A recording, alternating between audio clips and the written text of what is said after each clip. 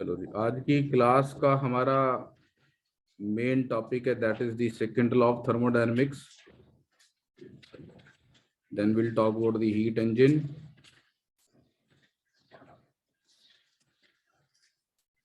heat pump and entropy, and obviously a little bit about reversible and irreversible process.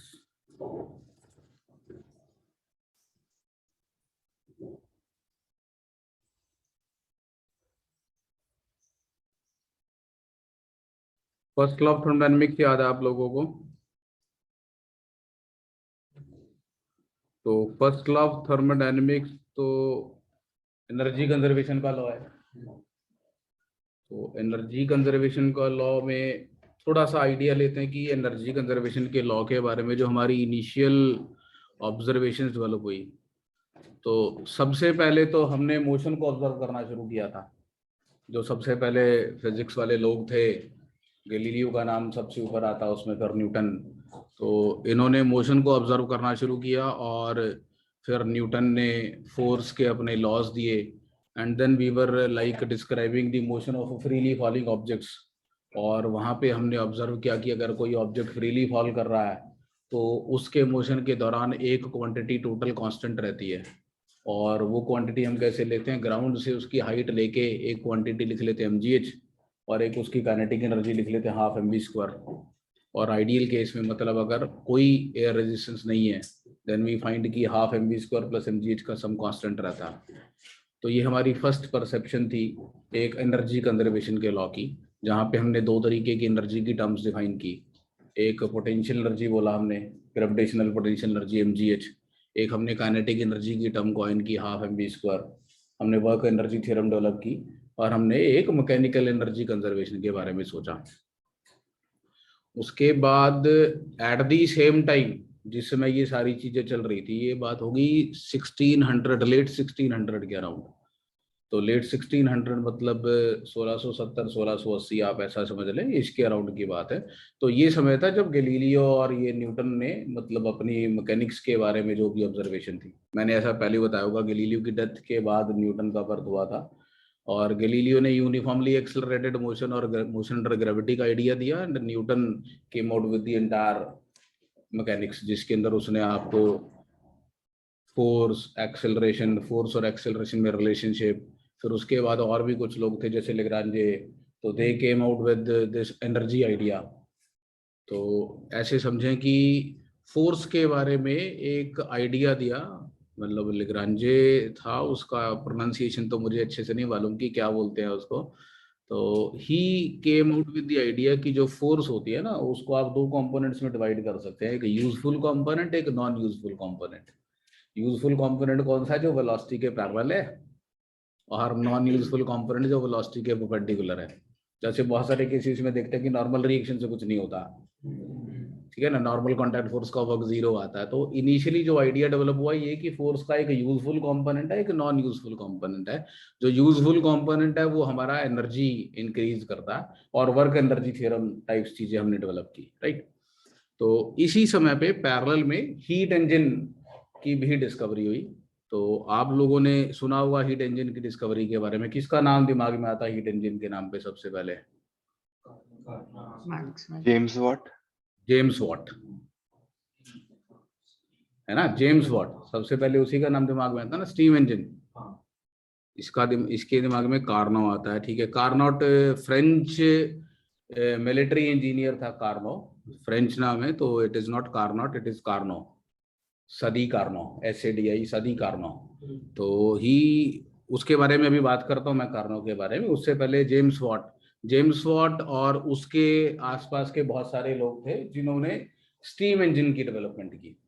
तो वहां पे हमने ऐसा ऑब्जर्व किया कि अगर हम किसी को आइडिया सबसे पहला हीट इंजन किसने डेवलप किया था? मतलब इसने, जेम्स वॉट ने किया था, नाम तो उसी का सुना होगा ना, जेम्स वॉट का।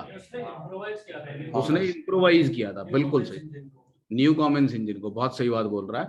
तो बेसिकली ये जो हमारा जेम्स वॉट है, ये एक इंस्ट्रूमेंट मेकर था, और न्यू कॉमन ने जो इंजन बनाया था उसको ठीक करने के लिए इसको बुलाया गया था कि भैया इसमें मतलब ये ठीक से काम नहीं कर रहा। And then James Watt basically studied that engine and he improvise that, और उसने उसके साथ एक फ्लाई व्हील लगा के उसको एक कंटिन्यूस मोशन दिया। उससे पहले वो एब्रप्ट मोशंस में चलता था, तो वो उसने उसको फ्लाई व्हील लगा के इनर्शिया बढ़ा के उसको एक स्मूथ रोटेशनल मोशन वाली चीज उसने कन्वर्ट की। That is why the name of James Watt comes. तो इससे भी पहले एक बंदा था, मैं नाम भूल गया उसका, उसने सबसे पहले हीट इंजन डेवलप किया था, और बड़ा इंटरेस्टिंग सा उसका हीट इंजन था कि अगर हम एक ग्लास ट्यूब ले लें और समहाउ ये एक बॉइलिंग वाटर के साथ हमने ग्लास ट्यूब रखी हुई है और यहाँ से स्टीम बन रही है, और यहाँ पे एक ग्लास बल्ब है, और इस ग्लास बल्ब में हमने 2 ट्यूब्स लगा रखी है ऐसे करके। तो यहाँ से स्टीम और यहाँ से स्टीम बाहर निकलती है, जो इसको ऐसे रोटेशनल मोशन देती है। तो इसको रिएक्शन इंजन बोलते हैं हम। थर्ड लॉ के पर बेस है ना, रॉकेट प्रोपल्शन जैसा। तो एक ग्लास बल्ब लिया, उसके अंदर स्टीम उसमें से निकल रही थी, और उस ग्लास बल्ब को पाइवोट कर दिया ताकि वो घूम सके, और उसके दोनों तरफ 2 नोजल्स लगा दी जिसमें से उसमें से स्टीम बाहर निकलती है, और उसके रिएक्शन की वजह से वो घूमना शुरू होता है। तो यहाँ पे बेसिकली हम ये समझ रहे थे कि ये जो फायर है, इस फायर से हमें एक मोटिव पावर मिल रही है। एक टर्म कॉइन की गई थी मोटिव पावर, और वो मोटिव पावर हमारे इस बल्ब को रोटेट करती है, घुमाती है। और उस समय पे हीट के बारे में जो हमारा नोशन था, the notion of heat was like, इसको हम एक इनविजिबल फ्लूइड की तरह ट्रीट करते थे, which is the content of a body, और इसको कैलोरी बोला जाता था। जैसे पानी हाई पोटेंशियल से लो पोटेंशियल पे अपने आप फ्लो कर जाता है, और हाई पोटेंशियल से लो पोटेंशियल पे मतलब हाइट पे पानी उसको रिलीज कर दो तो वो नीचे गिर जाता है, और जब वो नीचे गिर रहा होता है तो उसके गिरते हुए पानी के आगे आप एक टरबाइन रख दें तो उस टरबाइन को घुमा सकता है। तो वैसे ही कैलोरी के एक फ्लूइड हमने इमेजिन किया हुआ था, और ये फ्लूइड हाई टेम्परेचर वाली बॉडी से लो टेम्परेचर वाली बॉडी की तरफ फ्लो कर जाता है, and while it flows we can cause this caloric fluid to move things. ठीक है, तो ये सब चल रहा था, और हीट इंजन के बारे में अलग लोग अलग अलग तरीके से काम करने की कोशिश कर रहे थे, और वहां पे everybody was trying to like improvise कि मैं अच्छा स्टीम इंजन कैसे बना सकता हूँ, और ज्यादा बेहतर या ज्यादा एफिशिएंट स्टीम इंजन कैसे बना सकता हूँ। तो इसके ऊपर काफी सारी पब्लिक काम कर रही थी। At that time this person Carnot, ये एक फ्रेंच मिलिट्री इंजीनियर था, he investigated a lot on this and he came out with 2 की आइडियाज। एक तो second law of thermodynamics, which was later framed as the second law of thermodynamics. वो ये था कि अगर आप किसी भी रिजर्वायर से हीट लेते हैं और आप उस हीट को कंप्लीटली वर्क में कन्वर्ट नहीं कर सकते। ठीक है, तो इनफैक्ट जब कार्नो ने सबसे पहले बातचीत की थी, उस समय कार्नो भी कैलोरिक थ्योरी में बिलीव करता था। तो ही यूज टू सजेस्ट कि अगर एक मेरे पास हाई टेम्परेचर पे रिजर्वायर है और एक लो टेम्परेचर पे रिजर्वायर है, तो उस हाई टेम्परेचर वाले रिजर्वायर से लो टेम्परेचर वाले रिजर्वायर की तरफ कैलोरिक फ्लो कर सकता है, जैसे पानी ऊपर से नीचे गिर जाता है। And while that caloric flows, हम उसकी हेल्प से कुछ वर्क एक्सट्रैक्ट कर सकते हैं। Later on he rejected this idea, and he thought कि नहीं, ये हीट नहीं है, actually it is also form of energy. And right now presently you very well understand कि हम हीट की बजाय इंटरनल एनर्जी की बात करते हैं, and internal energy is the energy associated with the motion of the system particles. ठीक है, तो अब हमारे पास क्लियर आइडिया है कि एक रिजर्वोयर है हाई टेम्परेचर पे, इसका मतलब है उसके मॉलिक्यूल्स की एवरेज काइनेटिक एनर्जी ज्यादा है, और एक दूसरा रिजर्वोयर है लो टेम्परेचर पे, उसके मॉलिक्यूल्स की काइनेटिक एनर्जी कम है, और दोनों को कांटेक्ट में लेकर आने पर एक नेट एनर्जी का ट्रांसफर हो जाता है हाई टेम्परेचर से लो टेम्परेचर पे। और आज की डेट में अगर आपसे पूछा जाए व्हाट इज हीट, तो आप बोलेंगे heat is the amount of energy that has been transferred from one body to other because of the temperature difference. तो वो जो अमाउंट ऑफ एनर्जी एक्सचेंज होगी उसको हीट बोलते हैं। पुराने टाइम में हीट कंटेंट वर्ड यूज होता था, और heat content was associated with the motion of the system particles. ठीक है। तो Carnot came out with 2 ideas. एक आइडिया तो ये कि हम किसी भी रिजर्वायर से हीट लेके उसको कंप्लीटली वर्क में कन्वर्ट नहीं कर सकते, which is now known as the second law of thermodynamics. तो सबसे पहले तो मैं आपको सेकंड लॉ ऑफ थर्मोडायनेमिक्स की स्टेटमेंट लिख देता हूं यहाँ पे।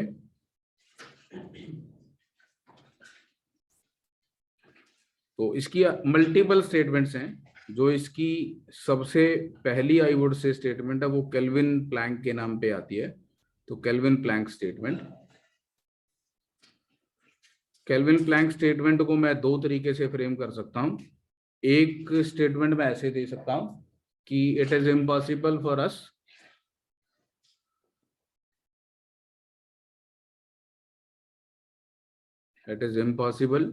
to have a process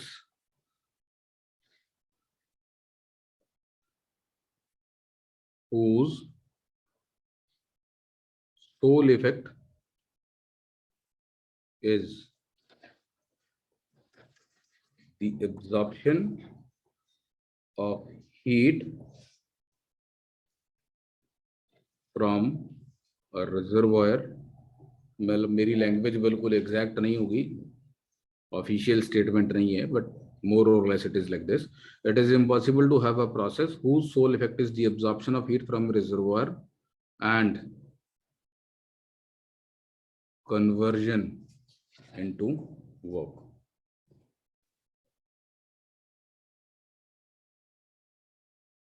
note that इसका रिवर्स पॉसिबल है।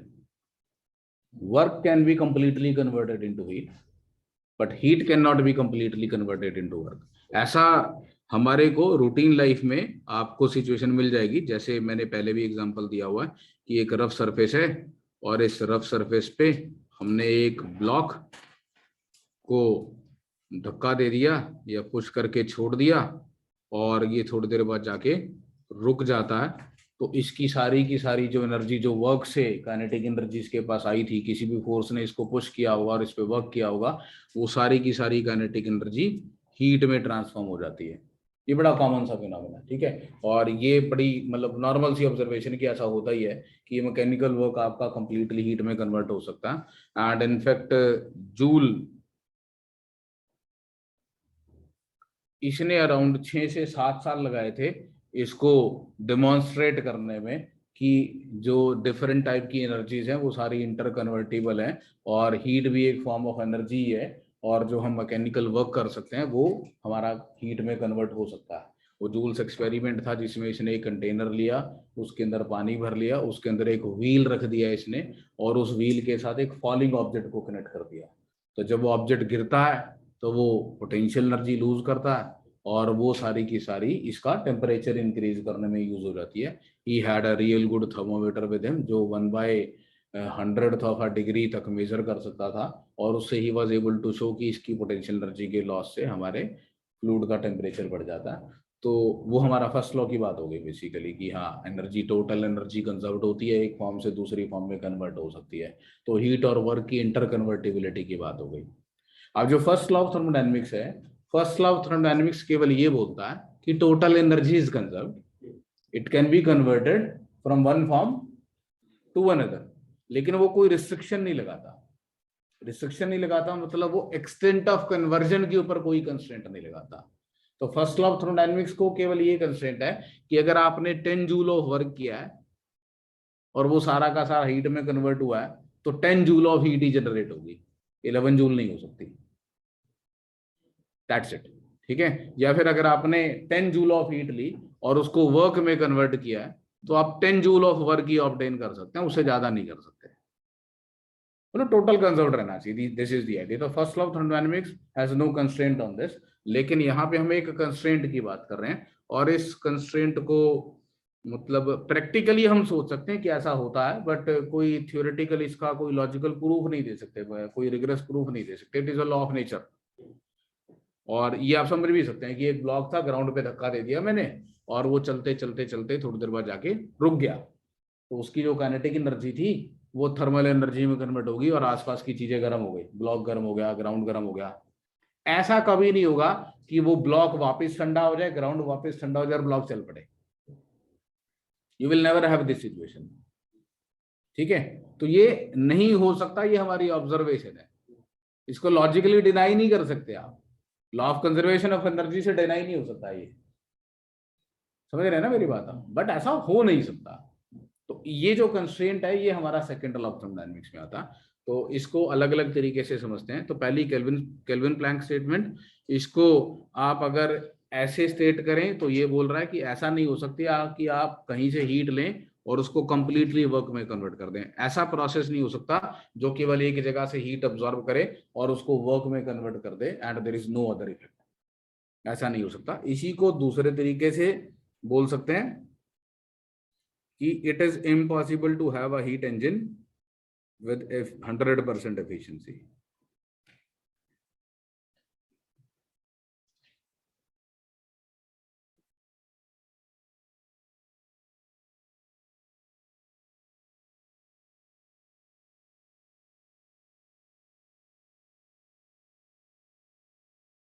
It is impossible to have a heat engine with 100% efficiency. हाँ जी, मैं क्या बोल रहा है? सर जो हमारा नॉर्मल पिस्टन गैस अरेंजमेंट होता है उसमें हम वर्क को कम्प्लीटली हीट में नहीं कन्वर्ट कर सकते हैं ना? वर्क को कंप्लीट हीट में तो कभी भी कन्वर्ट कर सकते हैं, कोई दिक्कत नहीं है। सर वो कैसे करेंगे? उसमें तो हम मानते हैं ना कि कोई डिसिपेटिव फोर्सेस इन्वॉल्व नहीं। नहीं, आपके पास एक एडियाबेटिक कंटेनर है, आपके पास एक एडियाबेटिक कंटेनर है और यहाँ पे आपने एक पिस्टन लगाया और यहाँ पे एक गैस है और कहीं कोई फ्रिक्शन नहीं है सपोज, और आप इस पिस्टन को पुश करते हैं। तो जब आप पिस्टन को पुश कर रहे हैं तो you are doing mechanical work, और ये Yes. पूरा का पूरा मैकेनिकल वर्क गैस का टेम्परेचर इंक्रीज करने में यूज हो जाएगा।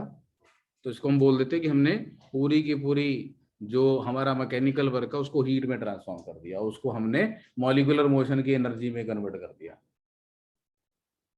कर सकते हैं ना ऐसा? हाँ मेघ। सर तो फिर इसका ऑपोजिट आइसोथर्मल में भी तो कर सकते हैं। आइसोथर्मल प्रोसेस में? क्या आइसोथर्मल प्रोसेस में? सर आइसोथर्मल प्रोसेस में हम बस हीट दे रहे हैं और वर्क का आउटपुट मिल रहा है।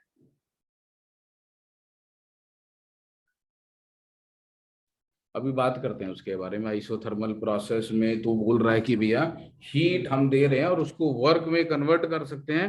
तो ये कह रहा है, ध्यान से समझते हैं इस चीज को, ये भी एक इंटरेस्टिंग चीज है जो तू बोल रहा है, वो बहुत अभी आगे उसकी डिस्कशन भी आने वाली थी। Let's talk about that. Suppose ये मेरे पास एक कंटेनर है, इसमें गैस फिल्ड है और ये पिस्टन।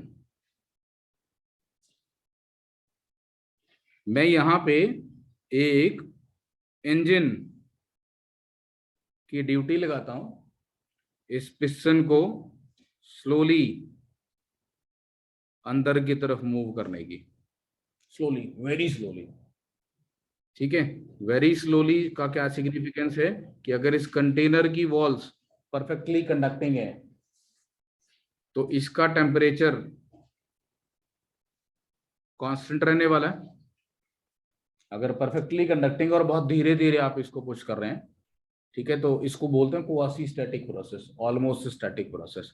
और इसको प्रेस करने का तरीका एक बड़ा एक इंटरेस्टिंग सा तरीका होता है। आप यहाँ पे बहुत सारी सैंड रख दो और फिर आप एक एक सैंड का पार्टिकल ऐड करते चले जाओ। तो मतलब एक्सट्रीमली स्लो है, भयंकर स्लो प्रोसेस है। और उसमें आपने यहाँ पे कुछ वर्क किया और उसके बदले में यहां से हीट बाहर निकली। ठीक है, अब आप ऐसा अरेंजमेंट नहीं बना सकते कि ये वाला जो इंजन है, ये वाला जो इंजन है, ये एग्जैक्टली इसी हीट को अब्सॉर्ब करे और जितनी हीट यहां से बाहर रिजेक्ट हुई थी उसी को उसी के बराबर वो वर्क कर दे। ये नहीं हो सकता। तो ये नहीं कह सकते कि हमने एक जो हीट सिस्टम में डाला एंड उससे उतना वर्क हुआ। जो हीट हमने सिस्टम पे डाला एंड सिस्टम पे वो वर्क होता है। ये क्यों नहीं पॉसिबल है?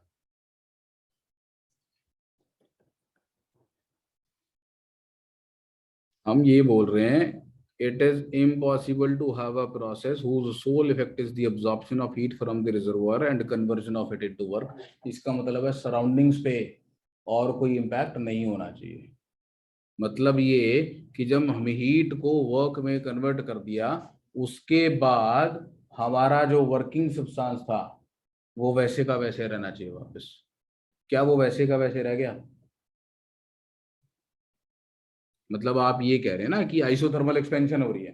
हाँ आप ये कह रहे हैं ना कि आइसोथर्मल एक्सपेंशन हो रही है। हाँ आइसोथर्मल एक्सपेंशन में क्या हो रहा है कि हमारा जो गैसीय सिस्टम है उसको हम हीट सप्लाई कर रहे हैं और आइसोथर्मल प्रोसेस में तो इंटरनल एनर्जी कांस्टेंट रहती है और इंटरनल एनर्जी कांस्टेंट रहती है तो जितनी हीट आप सप्लाई करते हैं उतना ही वर्क होता है।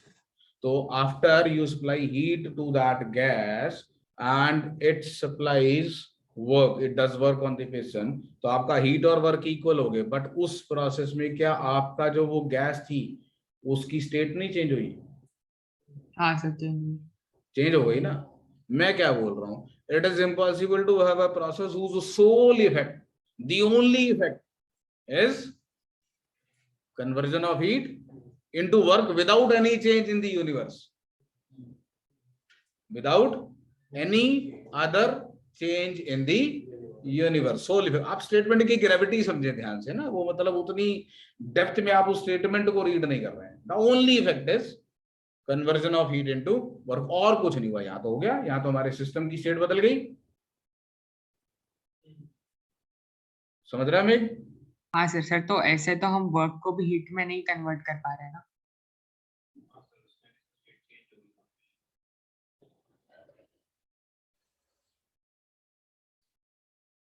ये ब्लॉक चल रहा था, चलते चलते रुक गया।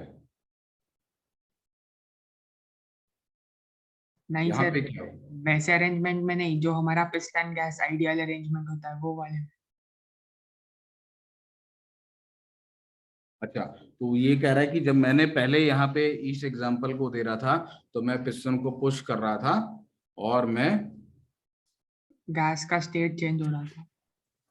ठीक है, इसके बारे में थोड़ा सा ध्यान से सोचते हैं। सर थियोरेटिकली हम बोलते हैं कि आइडियल गैस के लिए in perfectly reversible isothermal conditions जितना हीट डाल रहे उतना वर्क हो रहा है, पर परफेक्ट रिवर्सिबिलिटी हम प्रैक्टिकल लाइफ में तो अचीव नहीं कर सकते। सैंड का आपने बोला सर, बट अगर सैंड परफेक्टली रिवर्सिबल प्रोसेस भी आप यूज कर रहे हैं तो भी it is not possible to absorb heat from a reservoir and converted completely to work. आपको उसको रिजेक्ट करना ही पड़ेगा। उसमें एक और थोड़ा सा, मतलब मैं उसको शायद अच्छे से एक्सप्लेन नहीं कर पा रहा हूं, that at the end there should be a cyclic process. At the end there should be a cyclic process, मतलब हमारा जो सिस्टम था वो वापस उसी की उसी स्टेट में पहुंचना चाहिए। और जब वो वापस ओरिजिनल स्टेट में पहुंच गया, उसका कुछ नहीं बिगड़ा, उसके बाद की बात करते हैं। तो यहाँ पे सोच के देखते हैं कि मैंने इस पिस्टन को पुश किया और ये गैस हमारी हीट अप हो गई, इसकी इंटरनल एनर्जी इंक्रीज कर गई। इसके बाद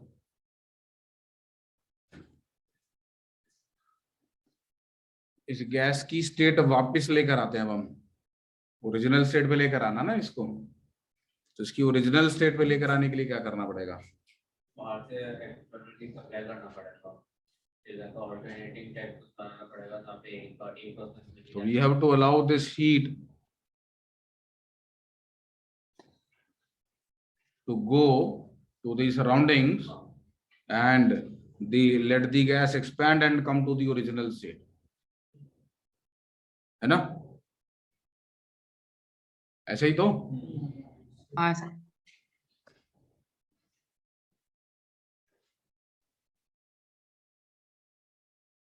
तो इनिशियली हमने इसको आइसोथर्मली कंप्रेस किया, नहीं आइसोथर्मली नहीं कंप्रेस किया, हमने इसको मान लो स्लोली कंप्रेस किया। तो कांस्टेंट प्रेशर पे हम इसको ए से बी पे ले आए, वॉल्यूम चेंज कर दी इसकी हमने, है ना।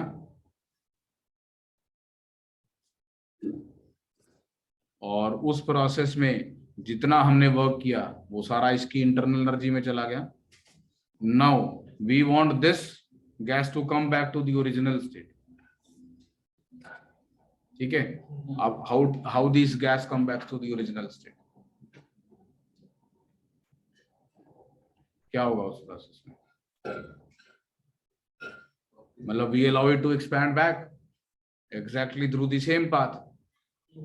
So what happens at the end?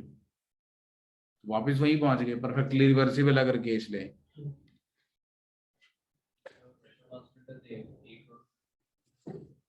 Sir मगर हम इस वाले एक्सप्लेनेशन में तो वो यूज ही नहीं कर रहे ना कि एब्सोल्यूट जीरो टेम्परेचर पे जा नहीं सकते। कार्नोट इंजन के लिए तो वो यूज करते हैं ना कि 100% एफिशिएंट नहीं हो सकता क्योंकि एब्सोल्यूट जीरो टेम्परेचर नहीं बनता। कार्नोट इंजन में आप ऐसे कहने की बजाय कि एब्सोल्यूट जीरो नहीं हो सकता, कार्नोट इंजन में आप ये बोलेंगे कि आपके पास एक हाई टेम्परेचर पर रिजर्वॉयर है, आपने यहां से हीट ली, ये आपका इंजन है और ये उसको वर्क में कन्वर्ट कर देता and it does not reject any heat at all. तो for that you don't require a sink, you don't require any other reservoir. यहाँ पे कुछ भी रिजर्वॉयर है, पड़ा भी है तो पड़ा रहने दो, वो उसको हीट रिजेक्ट ही नहीं कर रहा जब, तो why do I need that reservoir at 0 kelvin. वो तो समझाने का तरीका हो जाता ना कि यार एफिशिएंसी 1 - T2/T1 आती है और देखो T2 0 नहीं हो सकता, तो T2 0 नहीं हो सकता तो एफिशिएंसी 100% नहीं हो सकती। But when we talk about 100% efficiency, that means we do not require the other reservoir ना।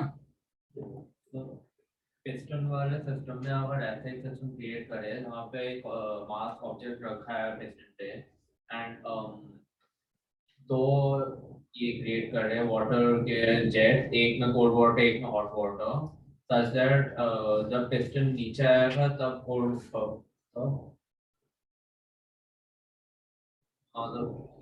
जब वो करेगा तब हीट निकाल लेंगे एंड वो हीट निकालने पे cold water level goes down, hot water level ऊपर आता है जो हीट सप्लाई करेगा वापस सिस्टम में।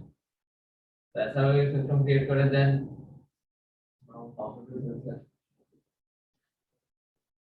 प्रॉब्लम एक प्रैक्टिकल कंस्ट्रेंट का है। Practically you don't have a setup, मतलब ये जो मैंने एग्जांपल दिया था ना, सबसे पहला एग्जांपल कि आपका एक ब्लॉक था, ये स्लाइड कर रहा था एक तरफ सरफेस पे और चलते चलते रुक गया और इसकी काइनेटिक एनर्जी हीट में डिसिपेट हो गई। अब क्या एग्जैक्टली वही वाली एनर्जी जो उसने सराउंडिंग्स को दे दी, एग्जैक्टली वही वापस लाके क्या ये चल सकता है? देयर इज अनदर वे, मैं कहीं और से हीट लाऊं, कहीं और से हीट लाऊं, किसी इंजन को दूं, वो इंजन उस हीट को वर्क में कन्वर्ट करे और इस ब्लॉक को चला दे और इसको सेम स्पीड इंपार्ट कर दे। तो वो जो हीट देनी पड़ी होगी मेरे को उस हीट इंजन को, वो डिफरेंट होगी उस अमाउंट ऑफ हीट से जो यहां लूज हुई थी, इनफैक्ट उससे ज्यादा रही होगी। मैंने एक ब्लॉक को ग्राउंड पे धक्का देके छोड़ दिया, उसके पास कुछ काइनेटिक एनर्जी थी और वो थोड़ी देर बाद रुक गया, उसने अपनी काइनेटिक एनर्जी सराउंडिंग को लूज कर दी हीट की फॉर्म में, थर्मल एनर्जी बढ़ गई, एयर मॉलिक्यूल्स की वटएवर इधर उधर चली गई। अब obviously it is possible for me to have a heat engine जिसको मैं हीट दूं और वो इस ब्लॉक पे वर्क करे और ये ब्लॉक चल पड़े 20 स्पीड से, ठीक है। बट क्या उस प्रोसेस में एग्जैक्टली वही वाली हीट जो गई थी सराउंडिंग्स में वही वापस आई होगी? अगर वही वापस, again second law of thermodynamics क्यों वैलिड है? Because we observe this. But theoretically impossible कह सकते हैं। It is not impossible, it is highly improbable. Sir मेरे पास एक और जैसे एक्सप्लेनेशन है, आप एक और अच्छा आइडिया देता हूँ। इरिवर्सिबिलिटी की बात कर रहे हैं ना हम, इरिवर्सिबिलिटी की बात करते हैं। तो जैसे मेरे पास सपोज एक कंटेनर है, ठीक है, बिल्कुल, मतलब आप मैकेनिक्स की बात करते हैं, लेट्स नॉट अबाउट थर्मोडायनेमिक्स। इसके अंदर बहुत सारी बॉल्स हैं, ग्रेविटी फ्री स्पेस है, देयर इज नो ग्रेविटी, और इस कंटेनर में बहुत सारी आइडेंटिकल बॉल्स रखी हुई है। One of the ball has a speed v, so that the total kinetic energy of this system is half mv square, ठीक है। now the total kinetic energy is half mv square, all the collisions are elastic। थोड़ी देर बाद क्या होगा, बहुत सारी balls चल रही होंगी रैंडमली इधर उधर, ठीक है, total kinetic energy half mv square ही रहेगी, but now we will have a different state. क्या दोबारा से ये सिचुएशन आ सकती है? It is not impossible, but it is highly improbable. इसकी प्रोबेबिलिटी निग्लिजिबल है कि दोबारा से यही स्टेट आ जाए कि सारे स्टेशनरी और केवल एक पार्टिकल चल रहा हो। समझ रहे मेरी बात आप? अब मैं इसको ऐसे बोलता हूँ, बट ये एक इंटरेस्टिंग फैक्ट है। मतलब मैंने तुमसे इसलिए लिया था क्योंकि मैं पढ़ना चाहता था ये सारी चीजों के बारे में, before I am able to give you a good idea, ठीक है। और मैं इससे कोई मतलब बहुत लंबे चौड़े न्यूमेरिकल नहीं सॉल्व करने सिखा दूंगा। न्यूमेरिकल तुमने वैसे ही सॉल्व करना है, इरिवर्सिबल प्रोसेस में वर्क निकालना है तो P external into delta we करना है, या फिर एंट्रोपी का चेंज निकालना है तो इंटीग्रेशन डी क्यू बैटी, ये बिल्कुल फॉर्मूला तुमने केमिस्ट्री में पढ़ा होगा। किसी भी प्रोसेस के लिए चेंज इन इंटरनल एनर्जी निकालना, और ये डी क्यू रिवर्सिबल प्रोसेस का लेना आपने। अगर आपको किसी भी एक इनिशियल स्टेट और किसी दूसरी फाइनल स्टेट के बीच में एंट्रोपी का चेंज निकालना है तो आपने कोई भी रिवर्सिबल प्रोसेस ले लेना। आप ऐसा ले सकते हैं, आप ऐसा ले सकते हैं, आप ऐसा ले सकते हैं। You choose any reversible process and for that process you write down integral of dq by t। dqr का मतलब है I am choosing a reversible process, not the irreversible process. और उस रिवर्सिबल प्रोसेस के लिए जो भी इनिशियल स्टेट्स है उससे फाइनल स्टेट तक जाने का ये इंटीग्रल इवेल्युएट कर लूं।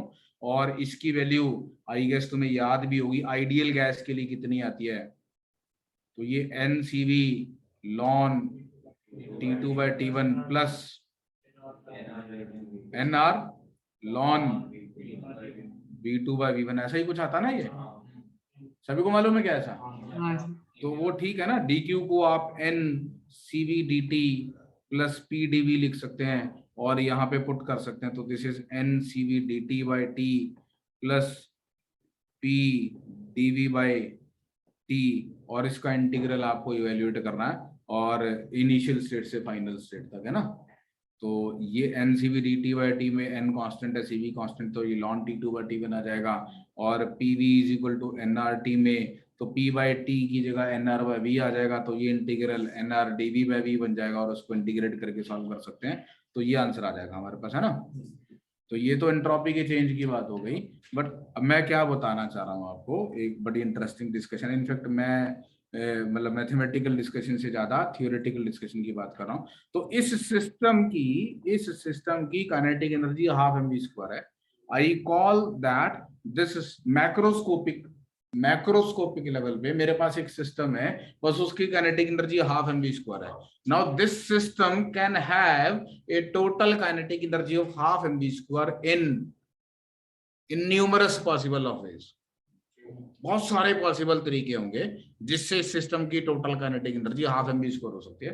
हाँ, उसके लिए मेरे को काउंटिंग करनी पड़ेगी कितने पार्टिकल्स हैं सिस्टम के, और there could be various possible configurations. ये वाला V1 से चल रहा है, वो V2 से चल रहा है, वो V3 से चल रहा है, such that the total sum of kinetic energy is half mv square. इसको मैं बोलता हूं macroscopic state of this system, macroscopic state of the system। Corresponding to this macroscopic state, this system can have many configurations, and those configurations are called microscopic states। For a given macroscopic state, there can be very large number of microscopic states, and that large number will obviously depend on system में particles कितने हैं, है कि नहीं? Now what is the probability of finding this state कि बाकी सारे stationary और एक चल रहा है? Probability कैसे निकालते हैं? Number of favorable cases over the total number of cases. So number of favorable cases is 1 and the total number of cases is very large, है ना? समझ रहे मेरी बात आप? So getting this state is highly improbable. तो वो जो हम बात कर रहे हैं ना कि ऐसा नहीं हो सकता, ये जो मैंने स्टेटमेंट लिखी, बेहतर है ये कहना कि it is highly improbable to have a process whose sole effect is this. समझ रहे हैं? अगर आपने एक हॉट ऑब्जेक्ट और एक कोल्ड ऑब्जेक्ट को आपस में फिजिकल कॉन्टैक्ट में रख दिया तो इट इज हाईली इम्प्रोबेबल कि एनर्जी कोल्ड ऑब्जेक्ट से हॉट ऑब्जेक्ट की तरफ ट्रेवल कर जाएगी. And what is highly probable कि एनर्जी हॉट ऑब्जेक्ट से कोल्ड ऑब्जेक्ट की तरफ ट्रेवल कर जाएगी. ये आपको रिवर्सिबिलिटी का भी आइडिया दे रहा है, ठीक है, और ये आपको एंट्रोपी का भी आइडिया दे रहा है. अब यहाँ पे एंट्रोपी के बारे में और क्या सुना है? Except this formula, randomness. Now can you relate randomness with probability? One macro state is associated with a large number of microscopic states. All these states are equally likely and equally probable. मतलब all these states are equally likely. But what is the probability of finding one particular state of the system for a given macroscopic state? Highly improbable. और जो दूसरी states हैं जिसमें सारे चल रहे हैं उसके नंबर ऑफ केसेस बहुत ज्यादा होंगे ना. वही एक यूनिक केस नहीं होगा. आप समझो मेरी बात को. एक रैंडम डिस्ट्रीब्यूशन की बात कर रहा हूं. Total kinetic energy half M V square है. And how can this system have total energy half M V square? बहुत सारे केसेस हो सकते हैं. कोई कितनी वेलोसिटी से चल रहा है, कोई कितनी वेलोसिटी से चल रहा है, किसी की कम है, किसी की ज्यादा. एक मैक्सवेलियन डिस्ट्रीब्यूशन ऑफ स्पीड हो सकती है, ठीक है. अब उसमें से एक पर्टिकुलर खास केस भैया बाकी सारे रुके हैं और एक ही चल रहा है. ये ऑर्डरनेस होगी ना. मतलब मेरे को एक ऑर्डर्ड सिस्टम चाहिए. जैसे आपके पास एक पैक ऑफ प्लेइंग कार्ड्स है और उस पैक ऑफ प्लेइंग कार्ड में से मैंने आपको 2 कार्ड दिए. कितने टोटल पॉसिबल कॉम्बिनेशंस हो सकते हैं?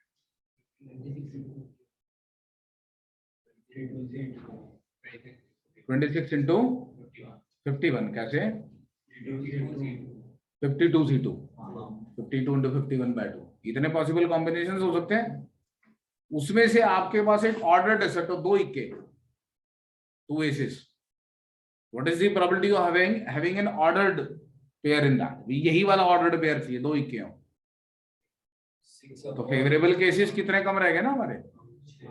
तो अगर आप एक पर्टिकुलर ऑर्डर्ड सेटअप चाहते हैं तो मैक्रो स्टेट क्या है यहाँ पे कि 2 कार्ड्स आए आपके पास.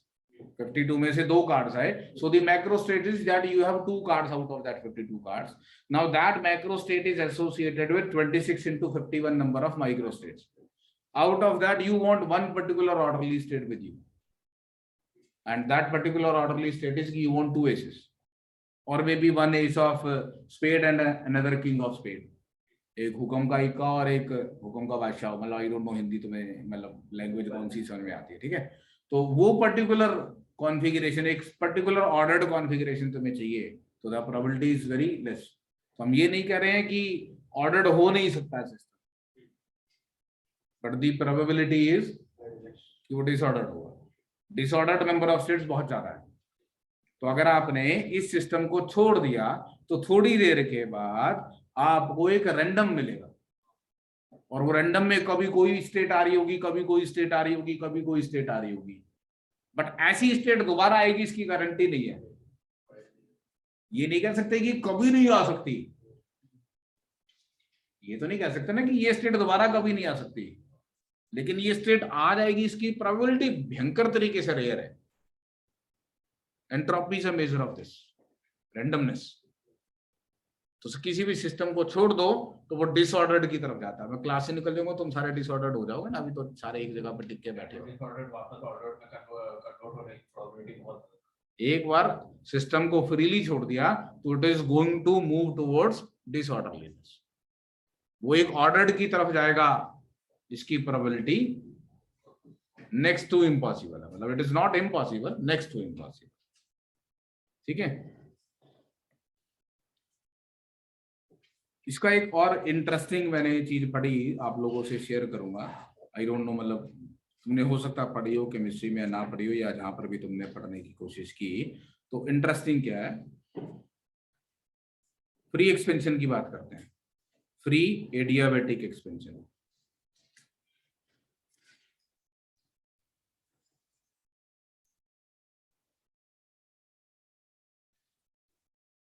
फ्री एडियाबैटिक एक्सपेंशन में आप क्या करते हो,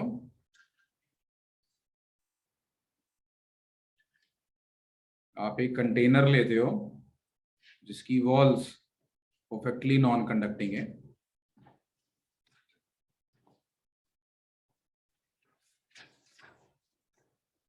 इसके अंदर आप एक मेम्ब्रेन, और इस मेम्ब्रेन के इस तरफ gas with initial volume VI, initial pressure PI, initial temperature TI, some n moles of the gas, right. और इधर है खाली जगह।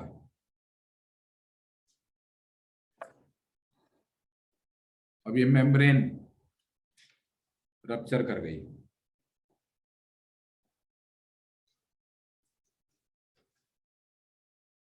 so when this membrane ruptures the gas will occupy the entire container। Membrane अचानक से disappear कर गई, membrane rupture कर गई, डिसअपियर कर गई। Now the gas it occupies the entire container. Is there any work done by the gas during this process? क्या gas ने किसी को धक्का दिया, फोर्स लगाई? So there is no force that is exerted by gas on anything, so gas has not done any work, so work done by the gas is zero।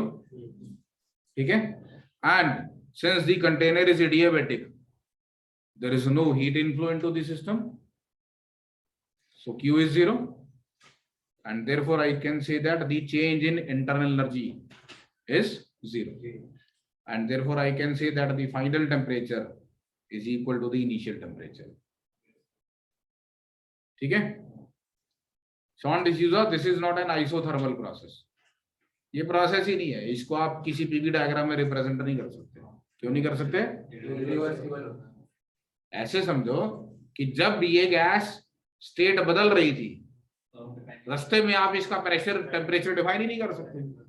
Pressure, और to be able to define the pressure of a gas, the gas should be in state of equilibrium. Gas was never in equilibrium, initially equilibrium में थी, finally एक नई equilibrium की state आ जाएगी, तब आप कह सकते हो हाँ इतना प्रेशर है और फाइनली इतना प्रेशर है, इनिशियली इतनी वॉल्यूम है, फाइनली इतनी वॉल्यूम है, इनिशियली इतनी इंटरनल एनर्जी है, फाइनली इतनी इंटरनल एनर्जी है। रास्ते में नहीं कुछ बता सकते ना, तो रास्ते में टेम्परेचर वगैरह डिफाइन करना पॉसिबल ही नहीं है। तो इस प्रोसेस का पीवी ग्राफ में केवल 2 पॉइंट दिखा सकते हो आप। बीच में ऐसा हो सकता है कि मेम्ब्रेन जब रप्चर हुए तब मॉलिक्यूल्स फ्री हो गए तो टेम्परेचर थोड़ा सा इंक्रीज हुआ, एंड देन जब आप टेम्परेचर डिफाइन ही नहीं कर सकते ना यार रास्ते में। When you define the temperature of a gas, the gas should be in a state of equilibrium, else you can not define the temperature of the gas. There is no meaning of temperature. एक particular atom का temperature होता है क्या? कोई atom का तो कोई temperature नहीं होता ना, सिस्टम का होता है, वो भी तब जब वो इक्विलिब्रियम में, तभी डिफाइन कर सकते। और अगर आप किसी प्रोसेस में इंटरमीडिएट स्टेप्स के अंदर टेम्परेचर डिफाइन कर रहे हो, by default you are assuming कि it is going to change the state through a number of equilibrium states, very slow process जिसको आप रिवर्सिबल बोल के चलते हैं। ठीक है, तो अब यहां पर क्या हुआ कि इनिशियल फाइनल टेम्परेचर बराबर हो जाएगा।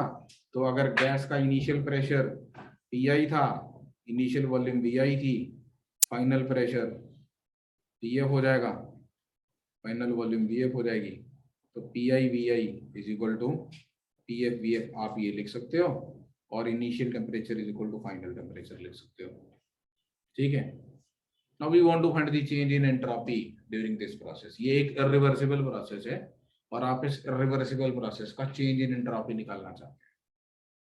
Now change in entropy has been defined by this formula and it is a state function. Means change in entropy depends only on the initial state and the final state.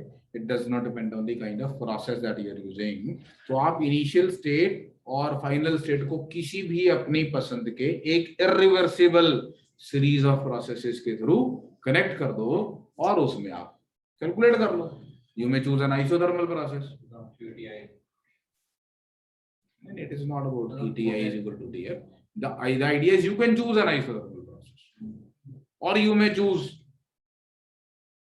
a process like this, or you may choose a process like this, or you may choose a process like this. Obviously, you cannot choose an adiabatic process क्योंकि adiabatic process इन दोनों point से पास नहीं करेगा. Adiabatic process में दो temperature same नहीं ना होंगे. एक ही एडियाबैट पे दो डिफरेंट पॉइंट्स हैं. They will not have the same temperature. So it is not possible to pass an adiabat through these two points. So we can not choose an adiabatic process. कुछ भी और चूज कर सकते हैं. You can choose an isothermal process that passes through these two states, or you may choose first isobaric and then isoporic, or you may choose first isoporic then isobaric, whatever. कोई भी process आप choose कर लो तो आपका change in internal energy की value आ जाएगी nr ln of v final by v initial आ जाएगी. इस फॉर्मूला से भी देख सकते हैं. T2 और T1 इक्वल है. ln T2 by T1 0 आ जाएगा. तो change in entropy nr ln v2 by v1 आ जाएगी.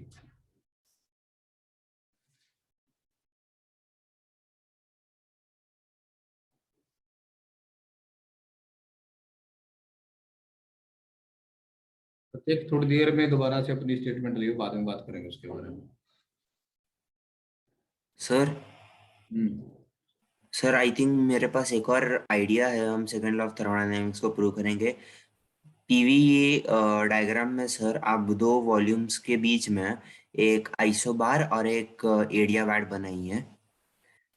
And there are 4 cases for a process की मतलब उसका पीवी डायग्राम आइसोथर्म के ऊपर है. आइसोथर्म और ऊपर के पोर्शन में बीच में है. फिर दोनों आइसोथर्म और एडियाबैट के बीच में है, और एडियाबैट के बीच में है, और नीचे है, और एकदम नीचे है. मतलब 5 केसेस है. सबसे नीचे वाला केस और सबसे ऊपर वाला इट शुड बी सिमिलर. आपने वो सी का बोला था ना, मतलब I am speaking in terms of heat. तो सबसे नीचे वाला और सबसे ऊपर वाला केस सिमिलर है, तो हम बस ये 4 को ही देखेंगे. और तो we must prove that Q in is less than Q out. नहीं sorry, the Q in is greater than Q out. तो उसके लिए आपको सबसे पहली बात, आप अगेन आप एक सिंगल प्रोसेस के लिए सेकंड लॉ ऑफ थर्मोडायनामिक्स की बात नहीं कर सकते. नहीं सर, मतलब एक आप डायग्राम आपको एक साइक्लिंग प्रोसेस बनाना पड़ेगा पहले तो. हाँ सर, वो प्रोसेस बनाना पड़ेगा क्योंकि मैंने पहला कंस्ट्रेंट ये लगाया कि there should not be no other effect. Yes sir. System should come back to the original state. Yes sir. तो एक आप कौन सा भी वियर्ड फिगर बनाइए. पहले 2 वॉल्यूम्स. एक आइडियल गैस के लिए तो कोई भी तुम ऐसा घुमा फिरा के ऐसा कुछ भी बनाओगे तो उसमें तो दिख ही रहा ना कि हीट रिजेक्ट होगी. Yes sir. वो तो आपकी बात ठीक है. तो एक आइडियल गैस के लिए जब भी आप एक साइक्लिक प्रोसेस बनाएंगे तो in some portion heat will be in and in some portion heat will be out. Obviously तो वो तो दिखता ही है. साइक्लिक प्रोसेस जब अपन नॉर्मल आइडियल गैस पे बनाते हैं उसमें तो ऑब्वियस सा दिखता है कि भैया हीट रिजेक्ट हो रही है. बिना हीट रिजेक्ट के वापस कैसे पहुंचूंगा मैं वहां पे. नहीं सर, हम एफिशिएंसी का जो फॉर्मूला लिखते हैं तो उसको हम एक फॉर्म में से भी लिख सकते हैं 1 minus Q out by Q in. Q out can not B 0 ना. यस सर, पर हमें साथ में ये भी प्रूव करना पड़ेगा कि Q out is less than Q in, जो वर्क से हम प्रूव करते हैं. वो तो एनर्जी कंजर्वेशन से पता है. एक रिजर्वायर से heat Lee Q in engine ने और उससे वर्क आउटपुट निकाला और उसके बाद कुछ हीट रिजेक्ट कर दी. तो second Yes, law sir. Of thermodynamics तो केवल इतना कहता है कि rejected can not B zero. Yes sir, तो वो सिस्टम हमने वापस घूम फिर के इनिशियल स्टेट पे भी आ जाए और क्यू रिजेक्टेड जीरो भी हो जाए, ऐसा नहीं हो सकता। हाँ सर, तो ये इससे प्रूव कर दिया।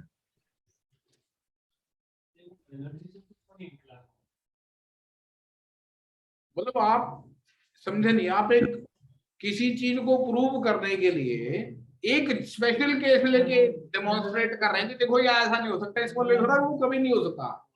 नहीं सर मैं ऐसा बात कर रहा हूँ, एक हर आइडियल पॉसिबल। गैस के लिए साइक्लिक प्रोसेस बना लिया और उसमें डेमोन्स्ट्रेट कर दिया कि देखो यहाँ पर ऐसा हो रहा है, उससे तू एक यूनिवर्सल स्टेटमेंट नहीं ना दे सकता कि भैया कभी भी ऐसा नहीं हो सकता।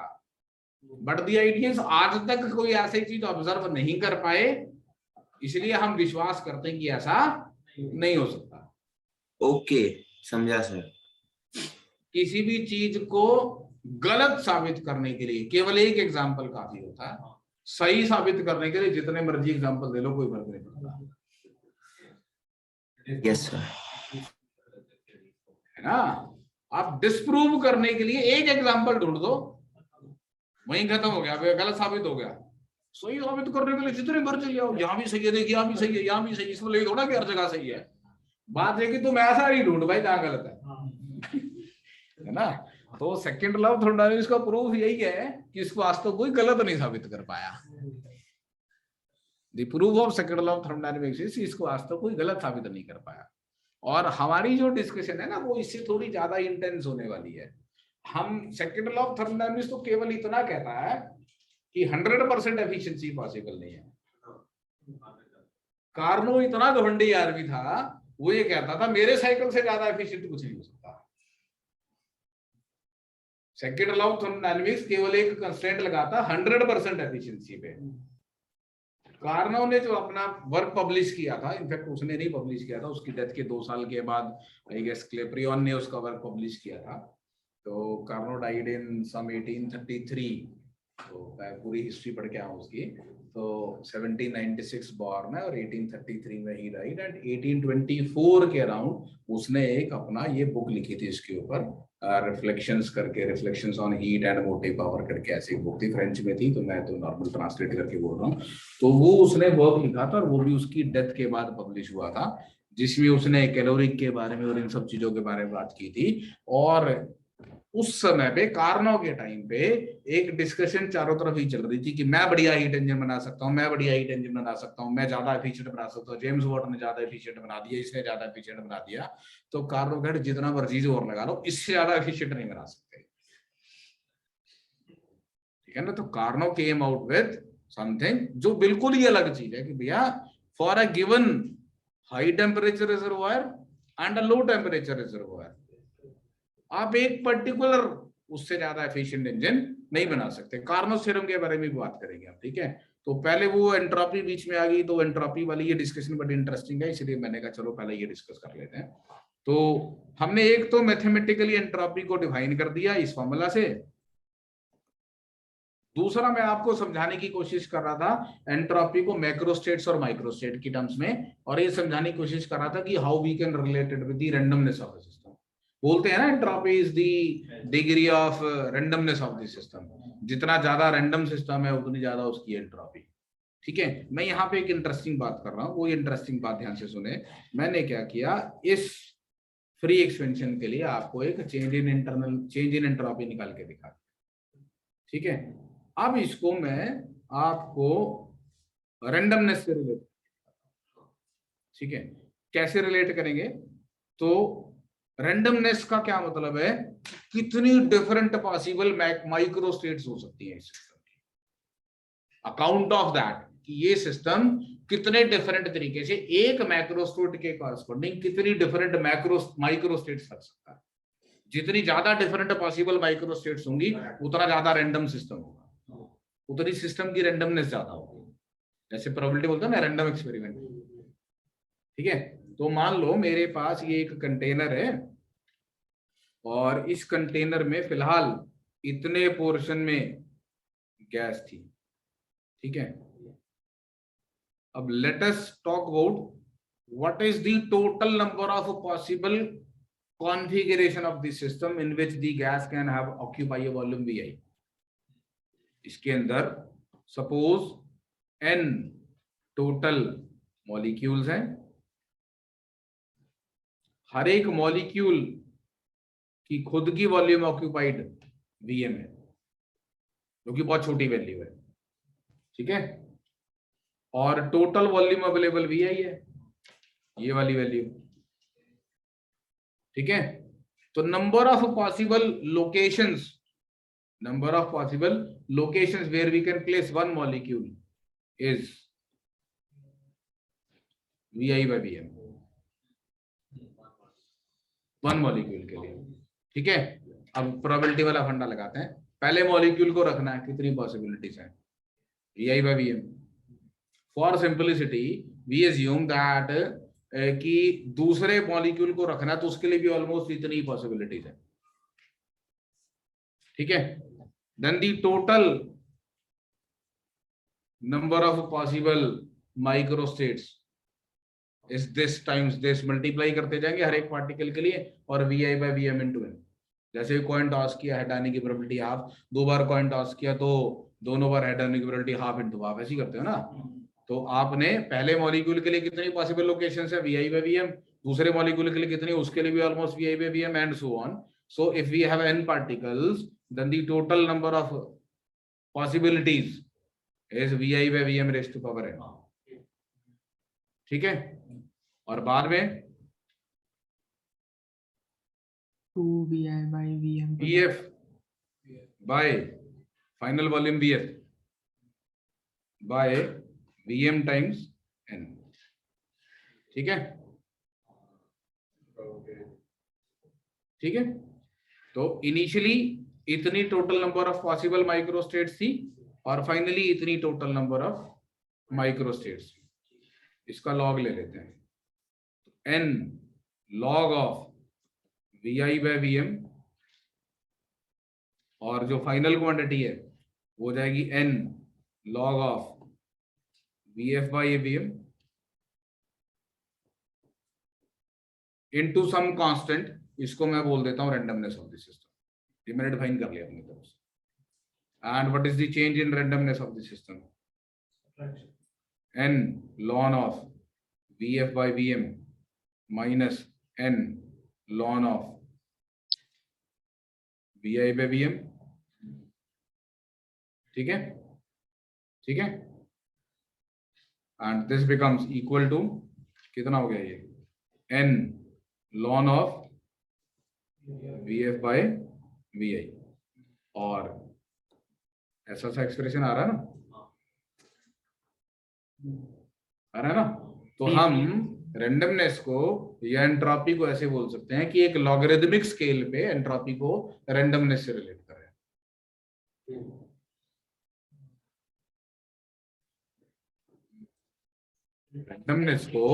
रेंडमनेस को एक लॉगरिदमिक स्केल पे रिप्रेजेंट कर दिया, और वो हमारी एंट्रोपी हो। बोल्ट्जमैन कांस्टेंट से मल्टीप्लाई कर लो, n को Avogadro number divided by r लिख लो, तो वो यही बन जाएगा कि नहीं, nr टाइप डायरेक्टली प्रोपोर्शनल आ गया ना। सो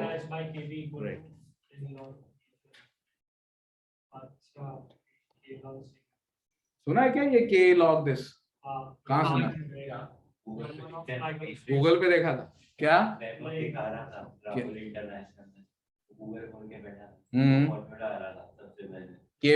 मतलब change in entropies k B log final volume by initial volume, ऐसा किन्स में है ये सब।